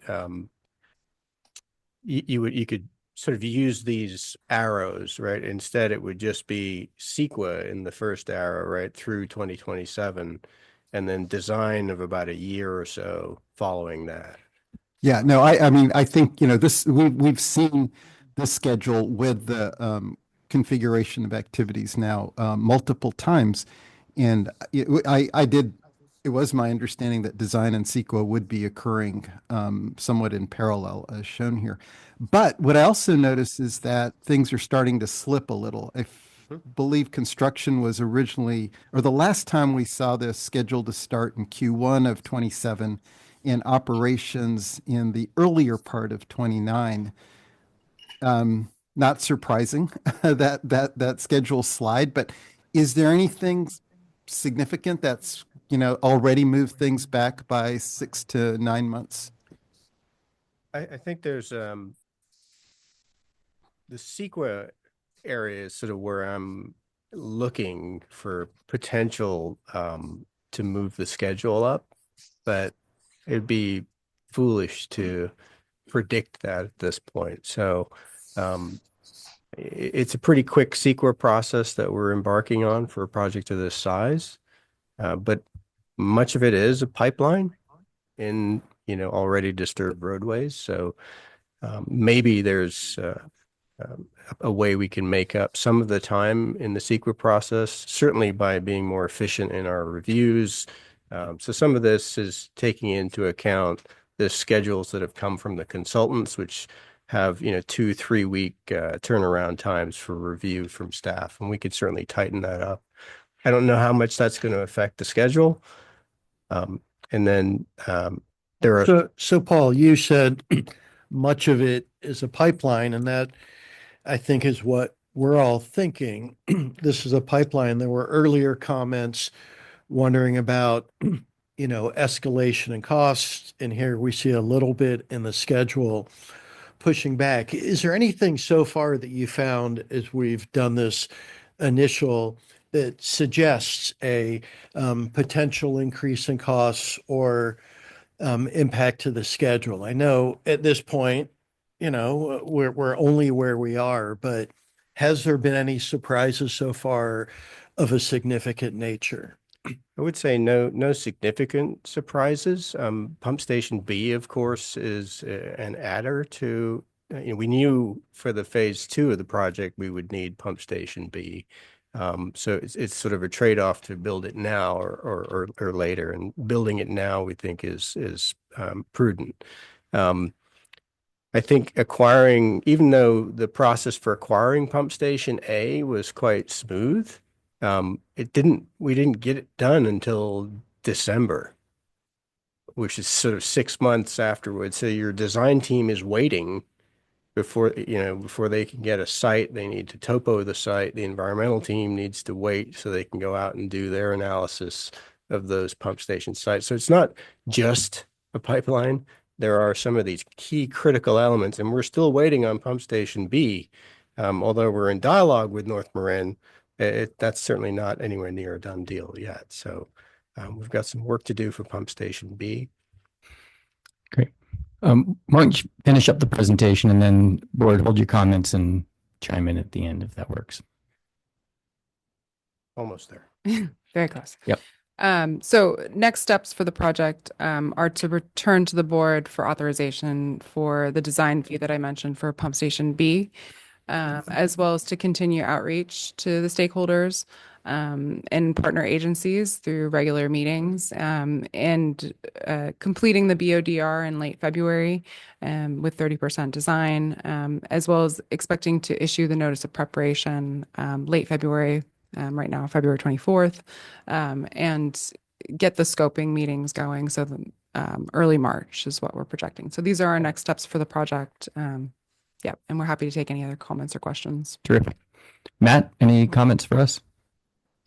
I think right off, Paul and Lucy, thank you very much for the update and for continuing to work on this project. It's obviously our main one right now, and so appreciate you doing it. And also to Adrian for some of that creative outreach piece on it. And then to echo my colleagues' comments, congratulations on the pump site, and also appreciate the fact that it's tied to the CEQA approval. So we have the ability to get out if there is a CEQA issue, at least on that part of it. So I appreciate that. Is there a reason why we have a 30-day scoping window? Is there an opportunity to extend that a little bit based on the significance of this project, based on the fact it's just coming up right now, based on the fact that I feel it's really important that we give the public time to contribute, or at least be able to make their concerns known through this process, as we're about to go through an area that's not in our service area and it's going to have quite a bit of disruption for that. I'd rather give people front time as opposed to addressing issues as they come up after that. I think it's at our discretion if we want to have a longer scoping period. Again, 30 days, and we'll be having. It's a fairly concentrated area where we're looking, and as Lucy mentioned, we've identified an association that covers much of the area of impact. So we think we've got going to have pretty good outreach to that area. But of course, if you have concerns and otherwise wish to direct us to have a longer period, I think. And we're just talking about the pump station area here, right? The entire project. This is scoping for the entire project. Okay. Thank you, Matt. Molly, if I can speak to that just for a moment, Director Sampson, the minimum timeline is 30 days. We can extend it. I would say, given the extensive amount of outreach we've had and the fact that the scoping is simply one step in a lengthier CEQA process, it might be beneficial to wait and see if we have big concerns or things that would warrant an extension of time for the scoping, rather than do that on the front end. Things, we have been very broadly looked at this point as we're, working on the environmental. It's quite broad, all of the issues that we're bringing in on the front end. So that's the scoping period is to identify issues, not necessarily to resolve them. So we have a long process. Just a suggestion to consider, maybe just punt that for now. Yeah. No, I appreciate that. And I think if the scoping process does start to move and we start seeing some bigger issues that are unexpected, to potentially look to extend it, I just want to make sure that the outreach is really comprehensive and multi-layered, and we're making sure that the public is not going to be blindsided by this project, and really be a good partner with all the different areas that we're moving through, because I think that's going to be a key to our success as we go through this. So the continued outreach, and not just a mailer, but other forms as well, to really get our expectation known out there. And then just one other comment for the outreach: when we start doing some mailers, when we start getting some agreements on some potential community benefit projects, it'd be really good to highlight those in the informational packages we're sending out for this project. And that's it, President Smith. Thank you. Thank you. Yes. Director Russell. I have a couple of questions. Who are the scoping meetings with? The 11th and the 19th? The scoping meetings will be held in the community, so they will be near the residents that are impacted by the project, and they are primarily to hear potential concerns and make sure that we cover what we need to cover as we do our studies for the EIR. So it's for the public. Okay. And the agency. Because I think we need one with the board too, in more depth than this. The second thing is that I'm not going to support a budget increase until we see the updated budget, design budget increase. So I need to get some numbers tied down here to even conceptually go forward in this thinking. Just FYI.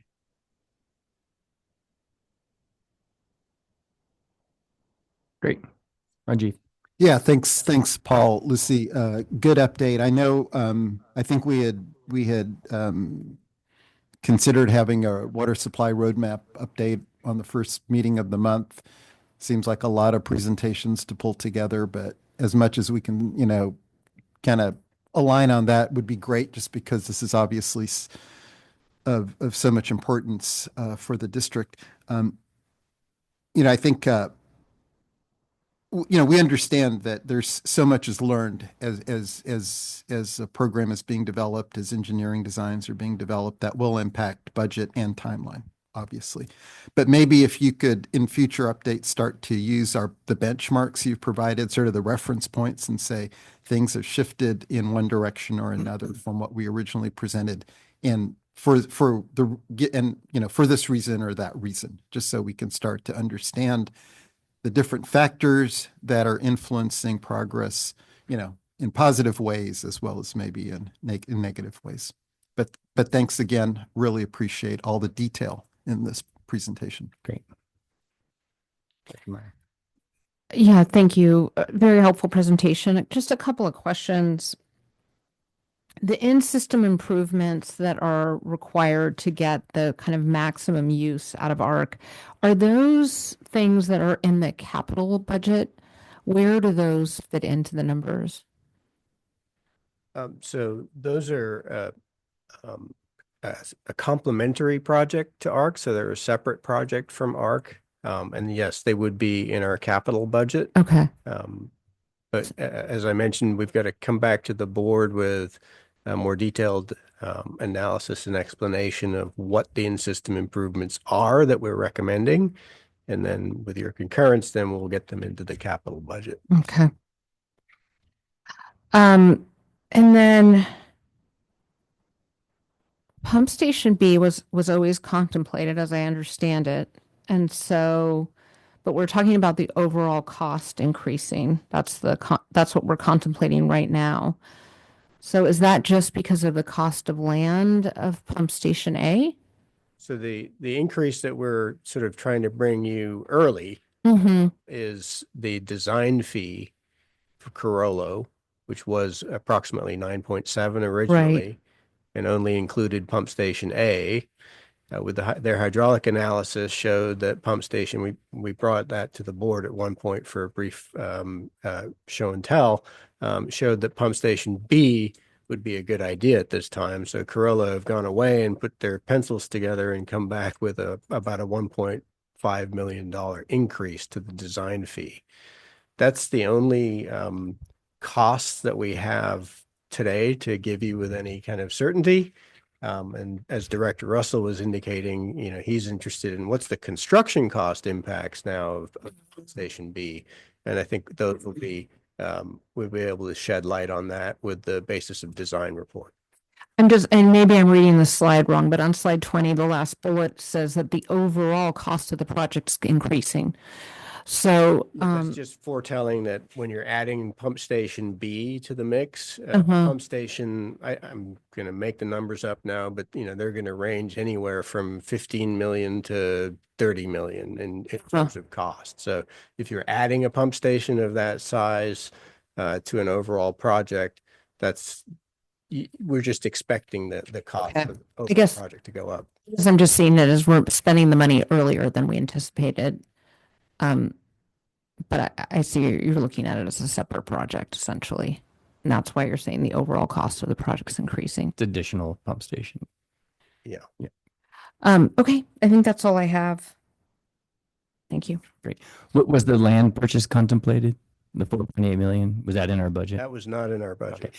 So I think you're hearing pretty loud and clear that this board's not happy about the cost going up like this. And I don't really subscribe to the idea that, oh, well, costs in projects like this go up.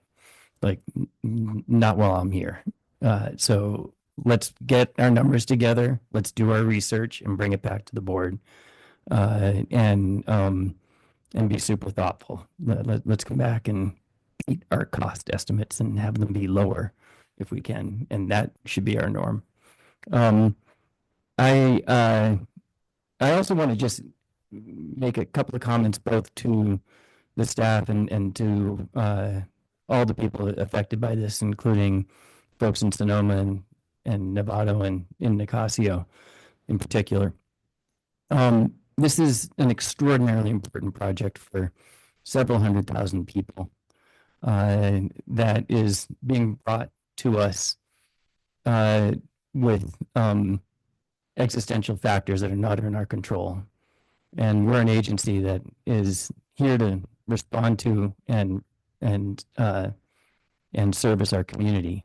And our community has many constituents and stakeholders. But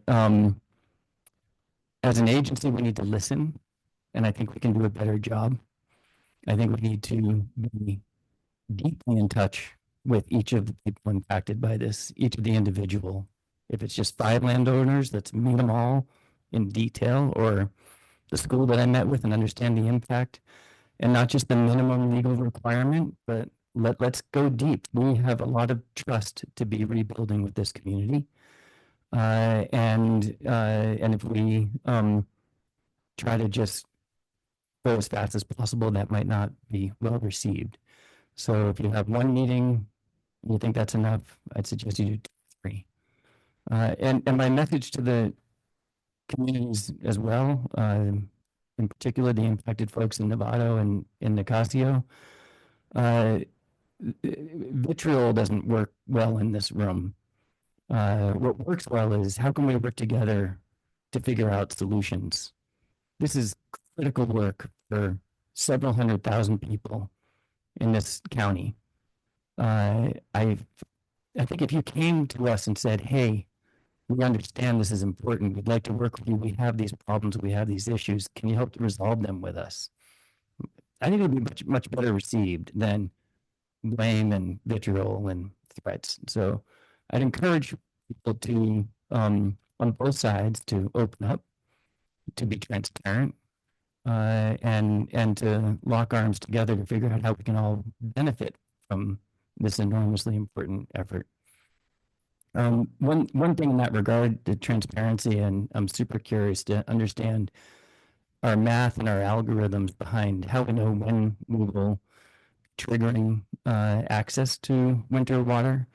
And I think about our reservoirs right now that are at 99.2%, but we have no rain in our future. I feel like we're coming along one of those moments in time where we actually might trigger it. We might start to try to fill the reservoirs in the coming months, maybe towards whatever, March or April.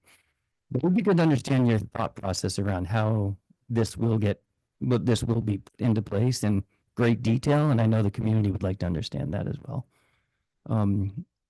I think that's all for board comments. Anything else from anyone? Yes.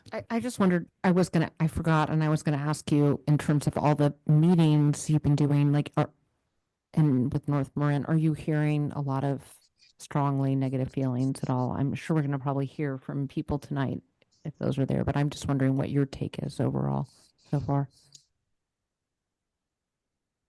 I think as we meet with different agencies and partners, we haven't heard anything strongly opposing the project. We've heard concerns and questions, for clarification. And so we have provided that as to the best of our ability at this time and continue to answer those questions. Similar to the infographic I showed of really understanding how and when and why this project is used and providing clarification. But I would say with information, I haven't found there's been any really strong pushback. Okay, thank you. Most of our meetings have been with agencies, so they tend to be fairly understanding of processes and things like that. As we get out into the community, to Director Sampson's point, right, making sure that we're meeting in person with that kind of homeowners group out in the San Marin area, because much of the impacts here really are going to be associated with construction, right? How long is this project going to be in front of my house? So we're trying to get all of those answers together and working with the engineering team to figure out how many feet of pipe can we do in a day and how do we make that faster? So we have some answers for folks when they come to those scoping meetings. Those are exactly the issues that we're expecting to hear and learn about. Thank you. Yeah, and I think it's important for people to realize we're still very early in this project. Like, this is not the end. This is time to listen and contribute. Any public comments?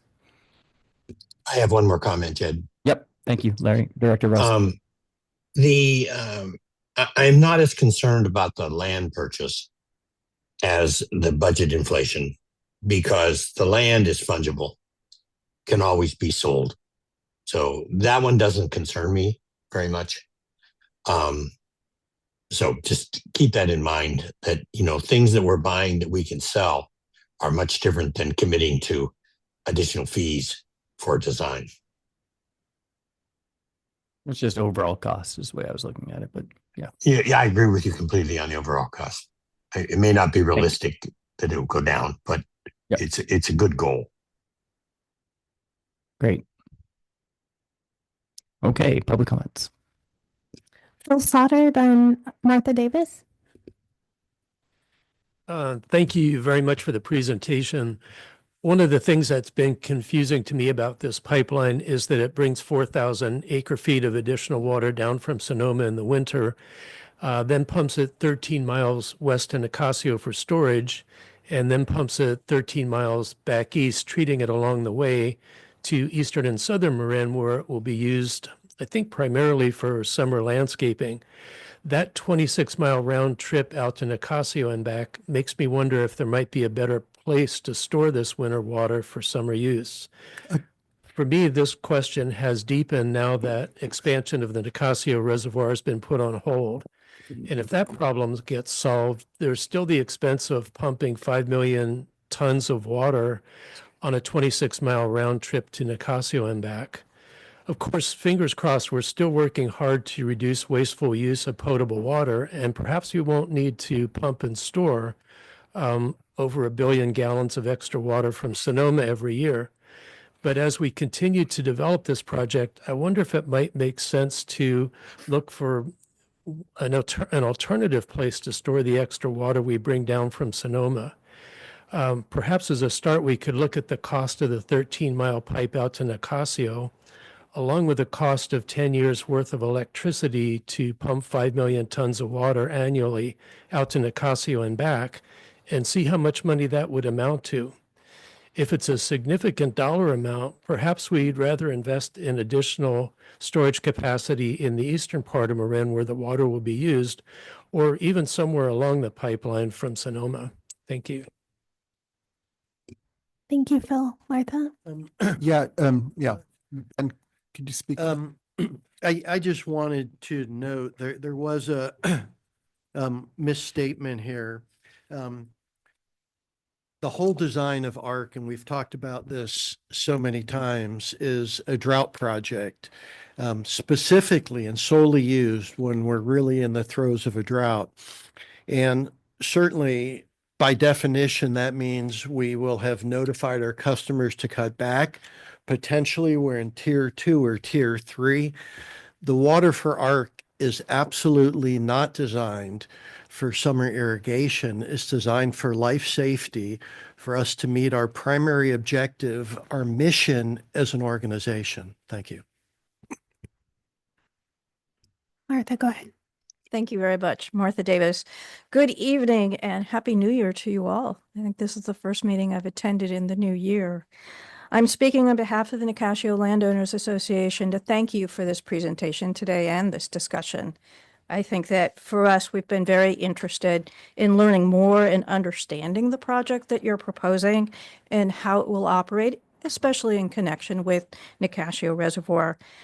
I'm here today just to share some of our questions that we will be asking and discussing with your staff. And I think you've kind of put your finger on one of them. It's just really understanding how will this project work in the context of drought and the available water supplies from the Russian River, and this whole concept that this is connected with atmospheric river events. And so it's confusing to the public. And so as we go forward, I think having discussions about what this means, and I'm going to give you a couple examples. One of the questions we have is we noticed that the proposed pipeline going to Nicasio Reservoir is designed to carry 10 million gallons per day. By my math, it would take 120 days of the pipeline running full tilt boogie to put in 3,800 acre feet into Nicasio Reservoir. So we're puzzled about how it works because we have this kind of sense that it has to do with atmospheric rivers and surplus water within the watershed of the Russian River. And yet, when you think about operationally what you're describing in terms of this capacity of the pipeline, it actually would have to be operating for 120 days to achieve what you're proposing to do in a drought. So it's confusing. Also, in Marin Water's 2023 studies, and President Smith, I think you kind of referred to this, that we've noted that there are rain events on the Russian River that correspond most closely with the same events that occur in Nicasio Reservoir, that they're aligned in terms of the hydrologic activity. So if our water goes way up really fast, because we have a very flashy system, at the same time that you're looking ahead to taking water from the Russian River, how does it work? Just hydrologically, how does this all fit together? I think, this evening's PowerPoint references new operational studies, hydraulic studies that your consultants have completed to support the project. So I really am interested in seeing those studies and the information from it, just to better understand really how does this function. And our Nicasio working group will also have an opportunity to discuss the project with Paul and your staff next week, and of course over the weeks to come.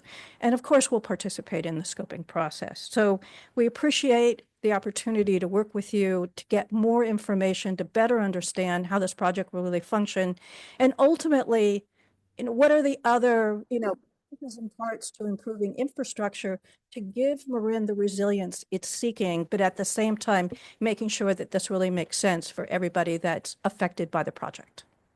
Thank you. Thank you. Thanks, Martha. Larry Minikis.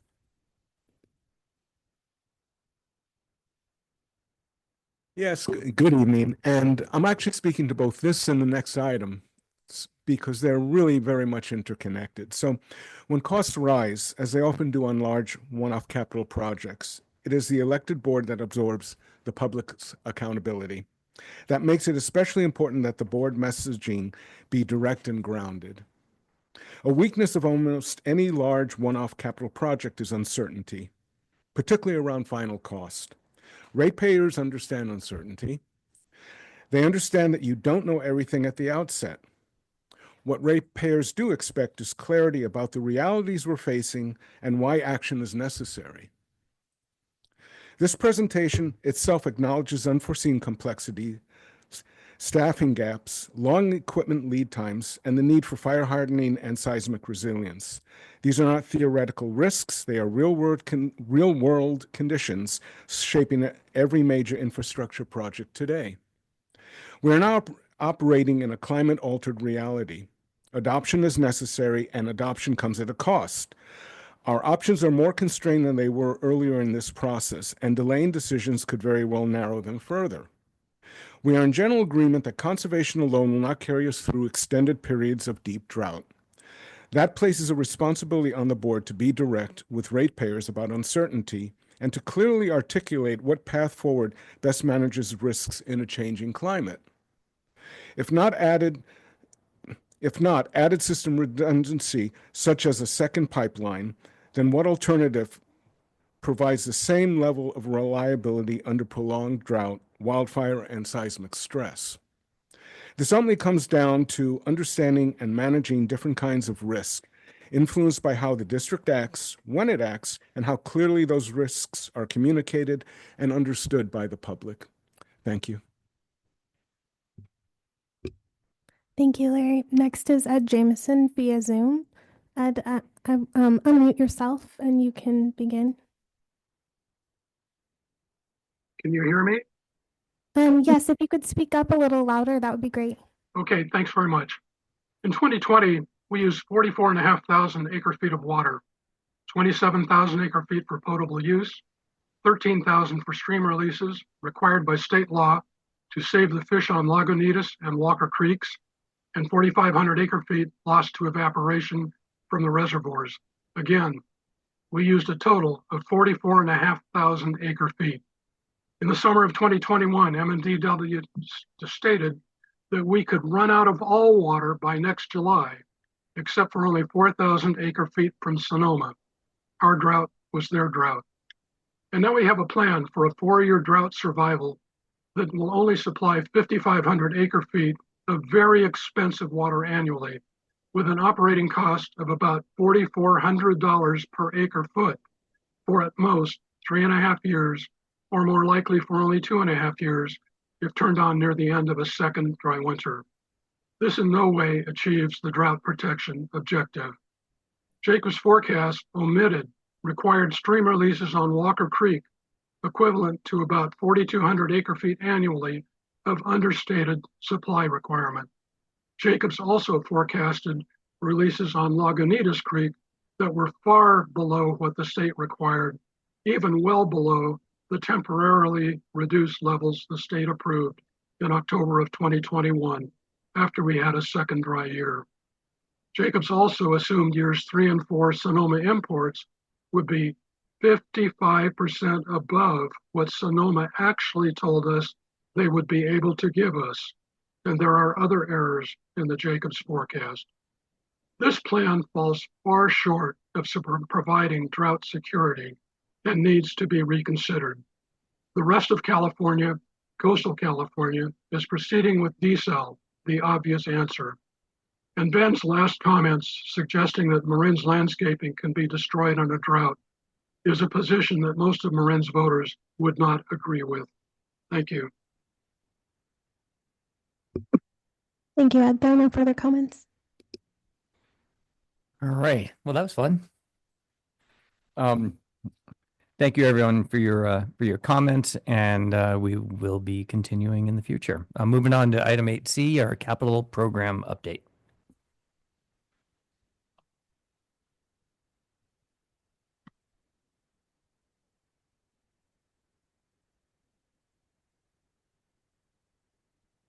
Good evening, Alex, and Engineering Director.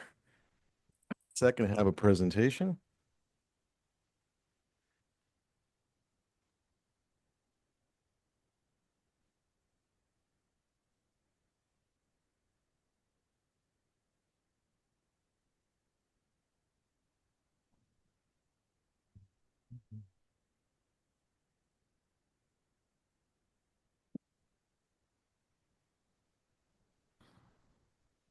There it goes.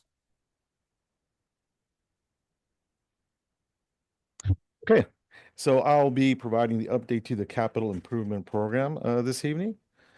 How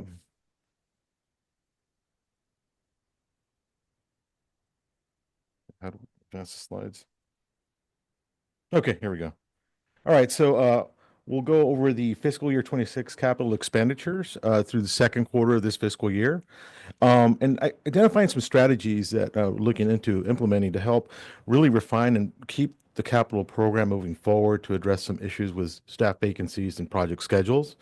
I'll be looking at the next 2-year capital CIP, talking a little bit about the prioritization process for that, and discussing some select projects that are currently underway, and then wrapping it up with a summary and recap. So focusing on the expenditures. So this is a table we are familiar with, we've seen before, that identifies a category of the various asset types that we're working on. Along with the adopted fiscal year 26 budget was at $67.2 million. And the adjusted fiscal year 26 budget is 79.9, which is the carry forward from the 25-year budget for those projects that were spanning over multiple years.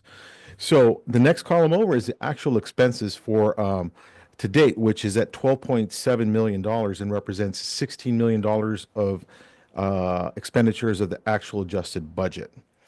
The encumbrances so far to date are just shy of $20 million, which are funds that are already committed to construction projects or other design contracts that are currently being worked on, leaving an actual remaining budget of $47.2 million, which Not yet. There've been a few minutes of being recorded. But as we've discussed several times already today. Sorry about that.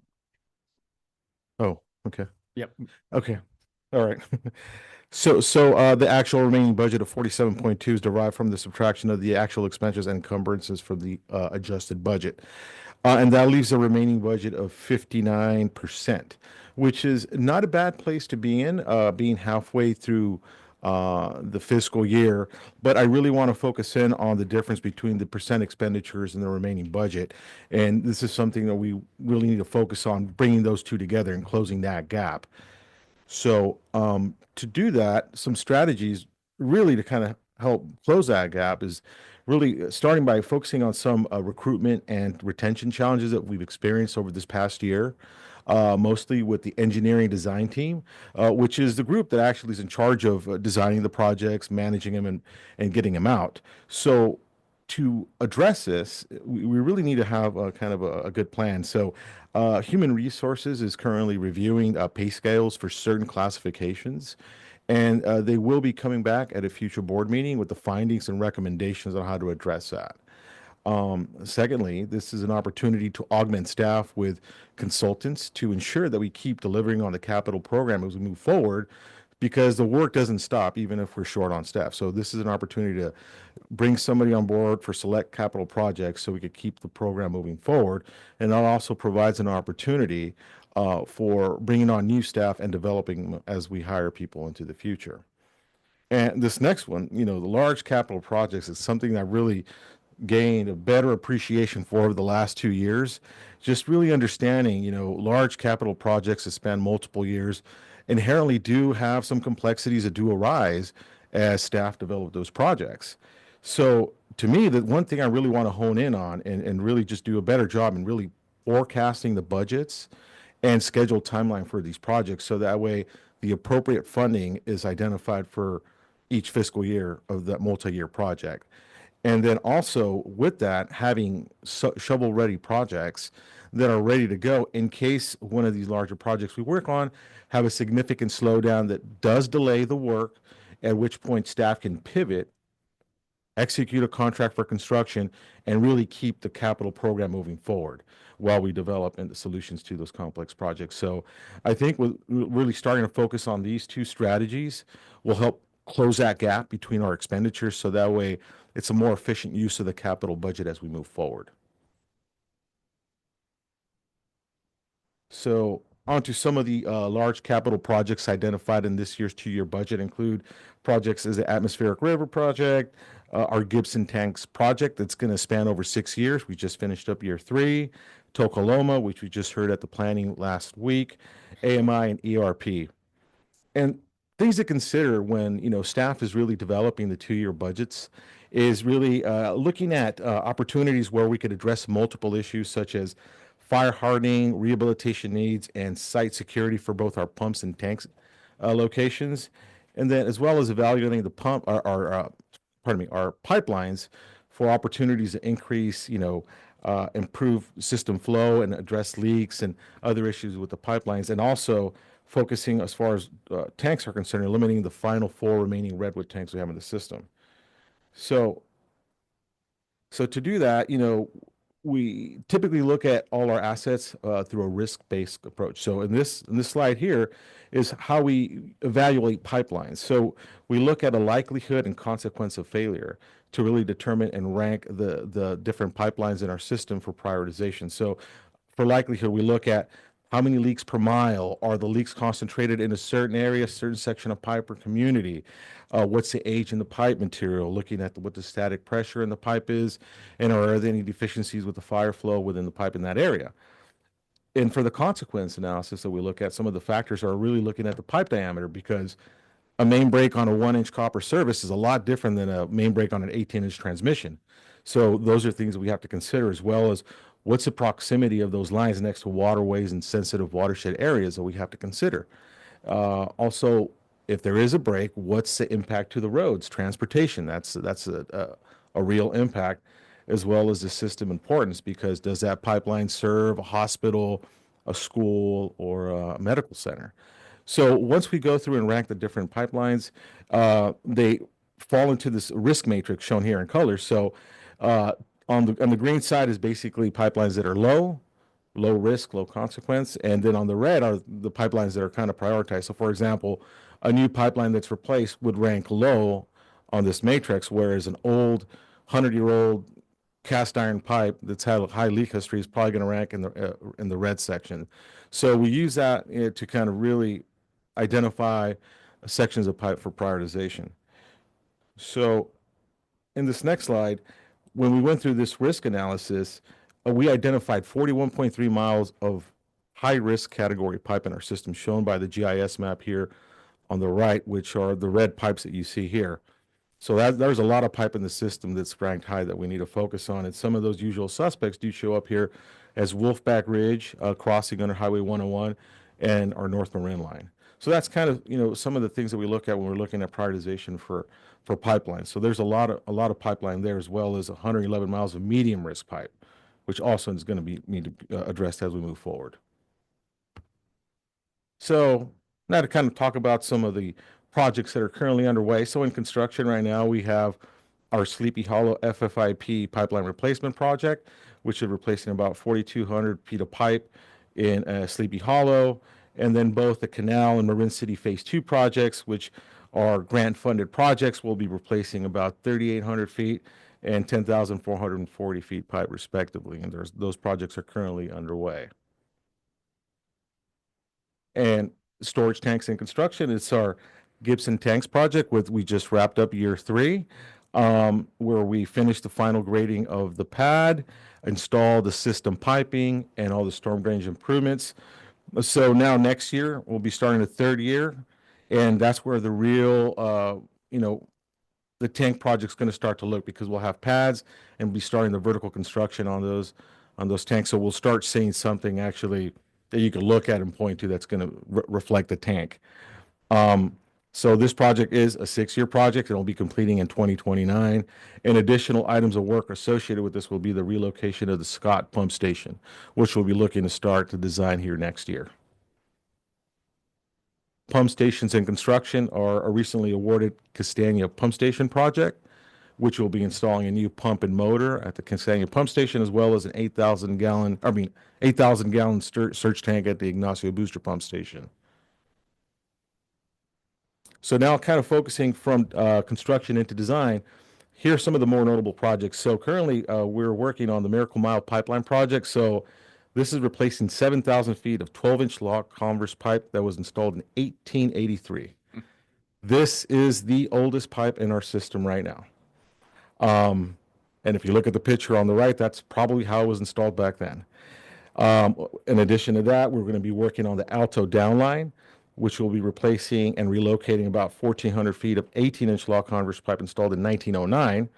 And this is kind of going over a section of an old railroad tunnel between Mill Valley and Corte Madera. So there's going to be relocation of the pipeline in that section. Bolinas Road pipeline project in Fairfax, 4,400 feet of 8-inch cast iron pipe installed in 1921. Staff will be bringing that item to the planning committee next week. And as we've heard before, on the North Marin Creek crossing, we're going to be doing a project to replace two critical points of failure on the North Marin line on creek crossings, one with 1,700 feet of pipe and the other one with a new seismically resilient crossing. In addition, some of the tanks in design include the Scenic Avenue tank, which is replacing a old 20,000 gallon redwood tank with a new bolted steel tank. Staff are looking to advertise that project this month. The Hind tanks will replace 2 of the 4 remaining redwood tanks with 2 new steel tanks. Design is expected to be completed here this spring for advertising this year. So once we're done replacing these 3 tanks, there will only be 1 tank remaining in the system, which we're looking to replace by 2028. And that'll eliminate all the remaining redwood tank in the system. Pump stations and design. Recently, staff did bring the Tocaloma pump station last week at the planning committee. So that's a $12.8 million pump station replacement project with motors, electrical system, and fire hardening to the building. And that project actually advertised today. So it's out in the streets, and we'll be expecting bids here in about a month. Another pump station project that staff are working on is Sulahuli pump station electrification, which is we're working with a consultant on a design to replace one of the 800 horsepower diesel powered generator motors with 4 200 electric motors that are connected to PG&E to make better efficient use of the pump station that would provide up to about 6 million gallons of water per day on a more regular basis.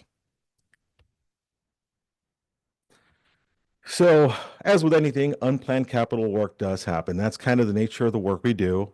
As you saw on the last slide, we have over 41 miles of high-risk pipe. So we do the best we can to try to predict what it is, but it's really hard and challenging to anticipate what pipelines you're going to be doing 18 to 24 months out.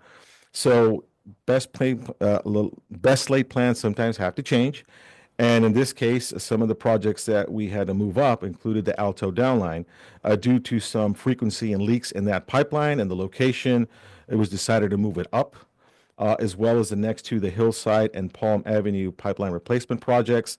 Those were really mostly driven because of the municipalities that informed us that they would be doing a full depth reclamation on the road rehab, which is a very intrusive method on our underground infrastructure because it involves a big grinder similar to the one that fell over on our pump station in Fairfax that excavates down to 18 inches.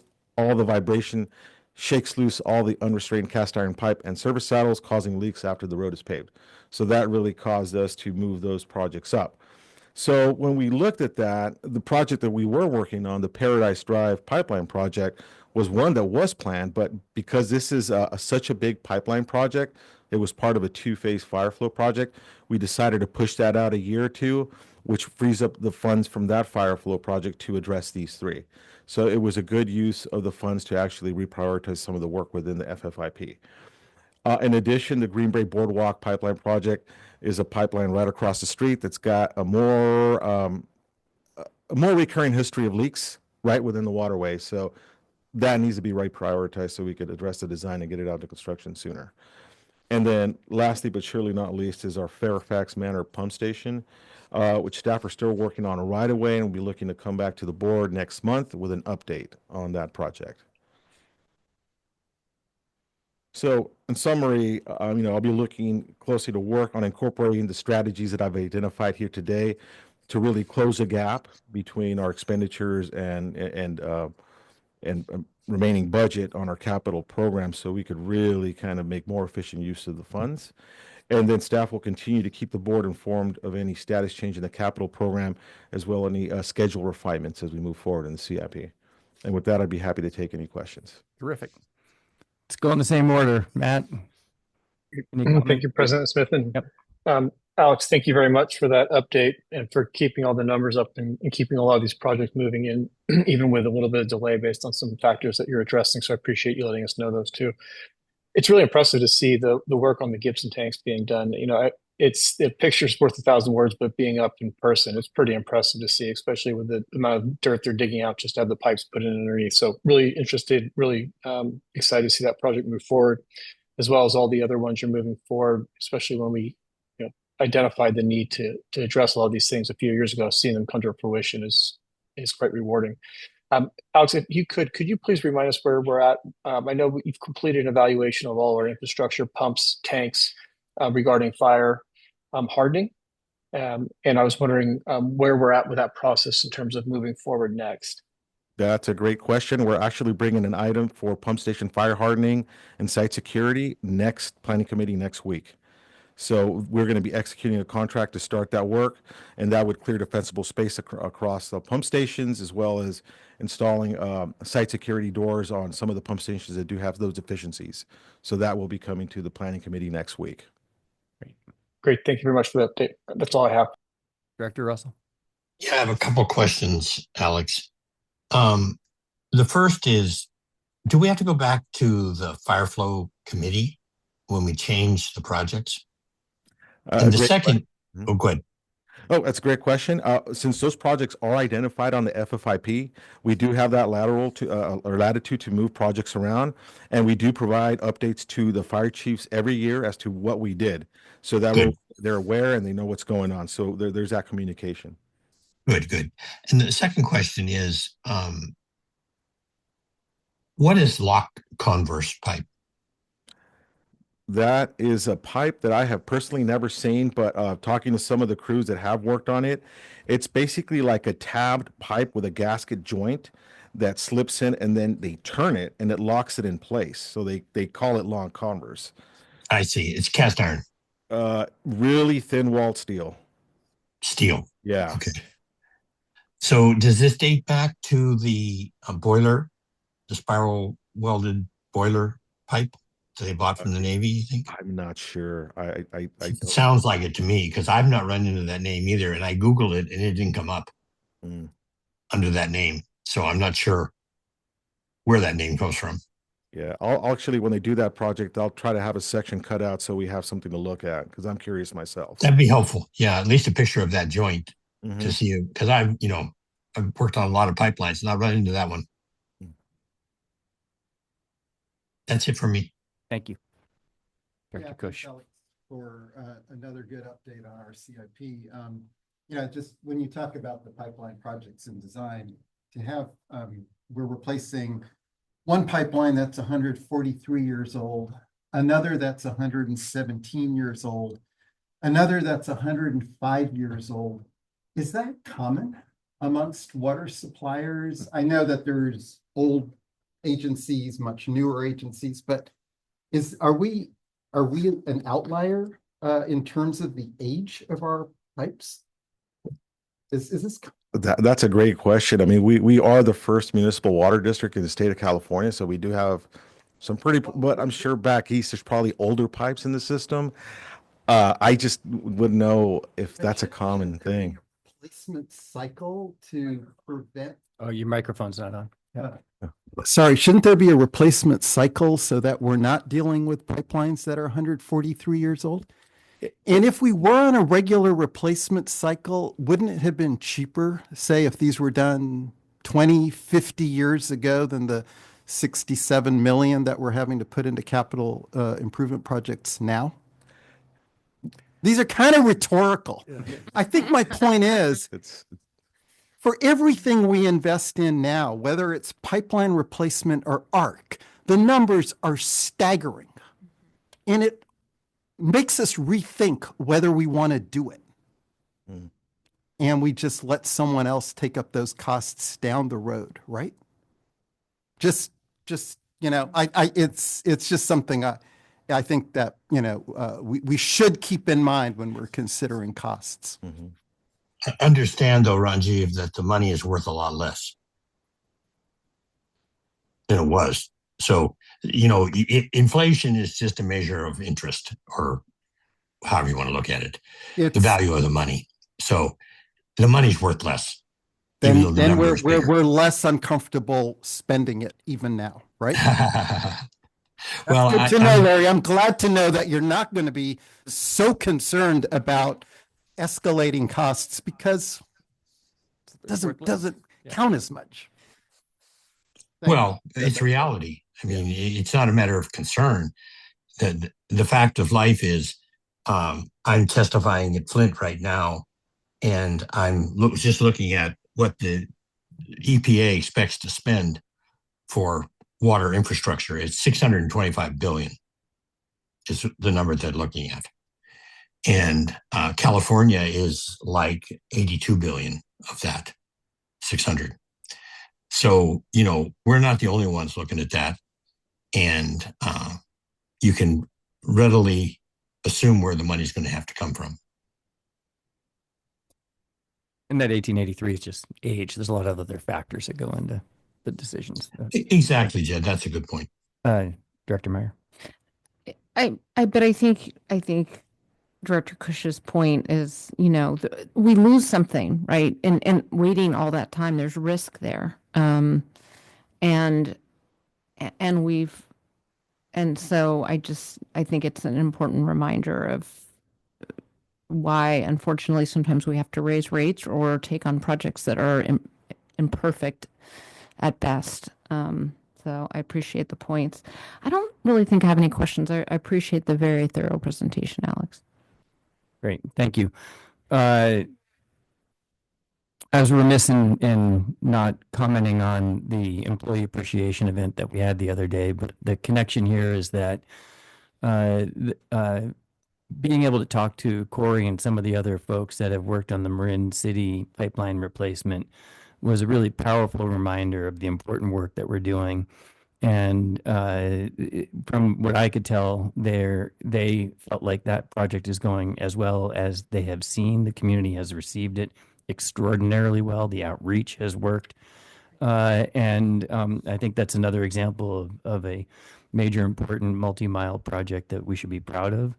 And Alex, I didn't hear anything but enormously positive comments about your work and your leadership across this whole thing. So I want to thank you in particular for the work that you were doing here and your continued updates. These are historic investments that we're making in capital improvements to our system, and I'm very proud. No approvals here, so we'll go to public comments, please. Yes, calling in from number ending in 1402. You can unmute yourself and begin. James Holmes, Larkspur. I just wonder. If you could speak up just a little bit louder or turn your volume up. Thank you. I just wonder what happened with the Fairfax pump project, Phoenix Lake pump project. I haven't heard anything about that recently. I didn't hear it referenced on the capital projects agenda. And I recall the staff saying back when they were planning the Nicasio Reservoir that they were going to use that as a sort of a template for the environmental work, but they weren't abandoning it. And now, of course, they retreated from the Nicasio Reservoir. So I'm wondering, are we also retreating from the Phoenix Lake pump, or is that still somewhere on the boards? Thank you. Any other comments? No further comments. Okay, terrific. Thank you very much. Thank you. Onward. We'll move on to future board and committee meetings. Tara, if you have them, great. If not, I can pull them up. If you can pull them up, thanks. Okay, great.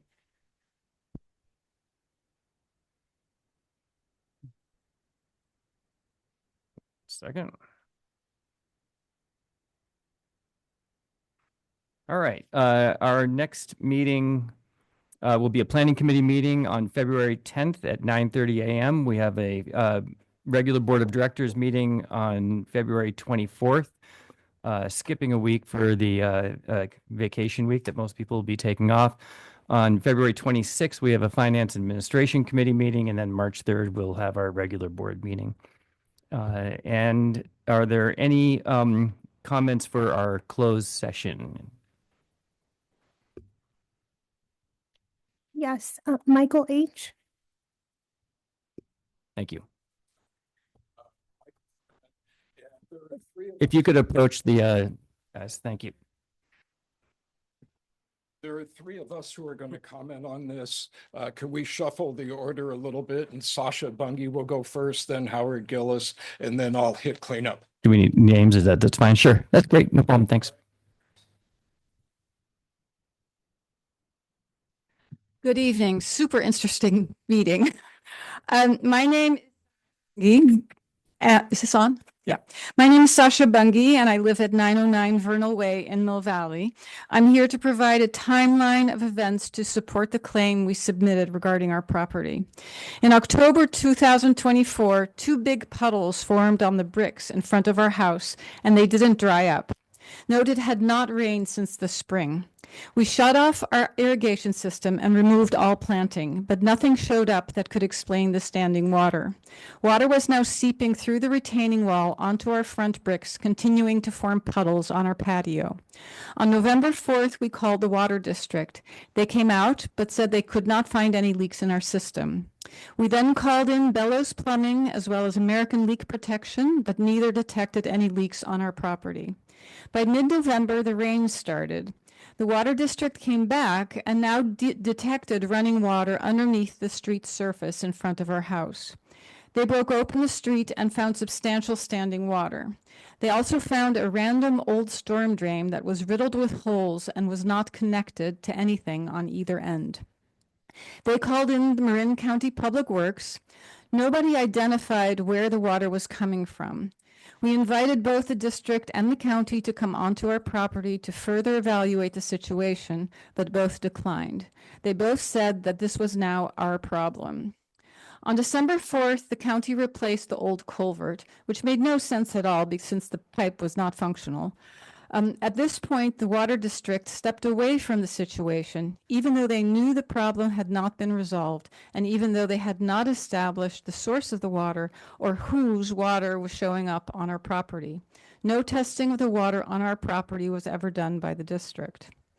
By mid-January 25, the puddles had spread, the bricks were sagging, the patio was sinking, and had become a tripping hazard. By February 13th, we had gotten no answers and no action, so in desperation, we hired an attorney and subsequently a geotechnical engineer. Our engineer found that the water on our patio was a result of water under pressure, and his testing showed this water to have a fluoride level substantially higher than what would be expected from just rainwater. Both of these findings pointed to the district being the source of the water. On April 17th, we filed a claim with the water district. We finally were able to arrange for a meeting at our house on June 12th with the district, the county, and the relevant attorneys. Within days after this meeting, the water district did find a leak close to the spot where they had opened up the road in December, and they fixed the leak. By the very next day, the puddles on the bricks had subsided. It took another month for the soil to start drying up, but no more water problems surfaced after that. According to these events, it is clear to us that the leak was the responsibility of the water district and that the district was negligent in identifying and repairing the leak in a timely manner, resulting in a drawn-out process leading to substantial damage to our patio and garden. Thank you. Thank you. Hello. I am Howard Gillis, co-owner of 909 Vernal Way in Mill Valley. I wish to give you a brief picture of the condition of our property prior to the water damage, and to give you a picture of the measures we undertook before enlisting the help of an attorney. We hope that you see that our engaging legal counsel, occurred only as a last resort and only as we felt the likelihood of our solving this issue without that benefit was next to zero. Prior to the water incursion, we maintained the affected area as a place for reading or sitting in the sun as weather permitted, and for entertaining. We regularly swept and cleaned the area in order to maintain its suitability for these things, and the space added enjoyment to our home's outdoor area. When the excess of water appeared, there was a large pool of water, and the bricks became unstable, were dirtied, and became slippery, and of course it became impossible to use this space as we had done previously. As my wife already described, in our attempts to solve the problem, we consulted with 2 plumbers and a landscaper. We contacted the Water District and the County Department of Public Works. Initially, we were told that there were no leaks in the area. Subsequently, the county replaced an old culvert. The replacement of this culvert had no impact on our problem. To our knowledge, the Water District at this point did nothing to further investigate the source of the water leading to our home. You might be able to imagine the frustration and concern that we felt as homeowners when faced with such a problem. It became increasingly clear to us that we had been left to deal with this problem on our own. Only after the county and MMWD showed no signs of doing anything more to solve the issue or provide us with useful information did we seek out the help of an attorney and subsequently the assistance of a geotechnical engineer. It was the involvement of our attorney and the assessment of the geotechnical engineer that moved things forward after months of not getting anywhere in our interactions with the Water District and the county. We are confident that we would still be struggling with this leak now if we had not enlisted legal help and the consulting engineer. Finally, I want to point out that in repairing the damage to our bricks and our landscaping, we have been diligent about obtaining estimates from multiple contractors, and in each case, we chose the lowest bid and the most cost-effective ways to restore our property to its previous state. Our wish is to resolve this matter in a way that fairly compensates us for our damages and expenses. Thank you for the opportunity to present our experience to you.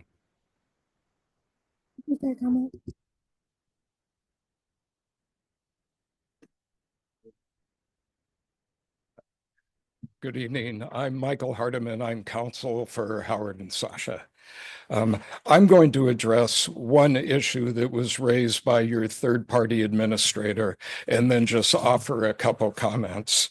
As they pointed out, I was retained in February 2025. Over the next 12 months, I've spent only 30 hours that I've billed on this case. Clearly, the case hasn't been overworked. Howard and Sasha are entitled to recover attorney's fees pursuant to Code of Civil Procedure 1036. And the rate I charge all my clients is $650 an hour. That's a comparable rate for attorneys that have been practicing, comparable attorneys here in the county. The total amount of incurred damages that my clients have is $59,000. And I've had a number of conversations with your TPA trying to get this thing resolved, and we've gone back and forth. And I went to them and I said, look, my clients will settle for $48,600, which is the amount they've actually paid out of pocket. The net effect of that is it gives an attorney's rate of half of $650, basically $325 an hour. And why would we do that? We want to get this resolved. There are a few things that are important to keep in mind. One is only one source of water has been found, and that is the water from the broken pipe. And that water was the subsurface water that caused all the damage. The second point is Howard and Sasha are out $48,600. The third point is we live in the county, and we know that this board makes really important decisions that affect all of us here in the county. And tonight, the board is in control of where this case goes. Will it settle or will it not settle? And with that in mind, we are hoping that the board will approve $48,600 to put this matter to rest. Thank you. Thank you. There are no further comments.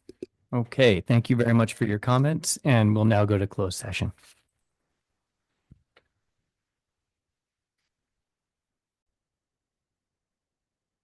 Thank you very much. We are reconvening after our closed session with nothing to report. Have a good evening, everyone. Board meeting's adjourned.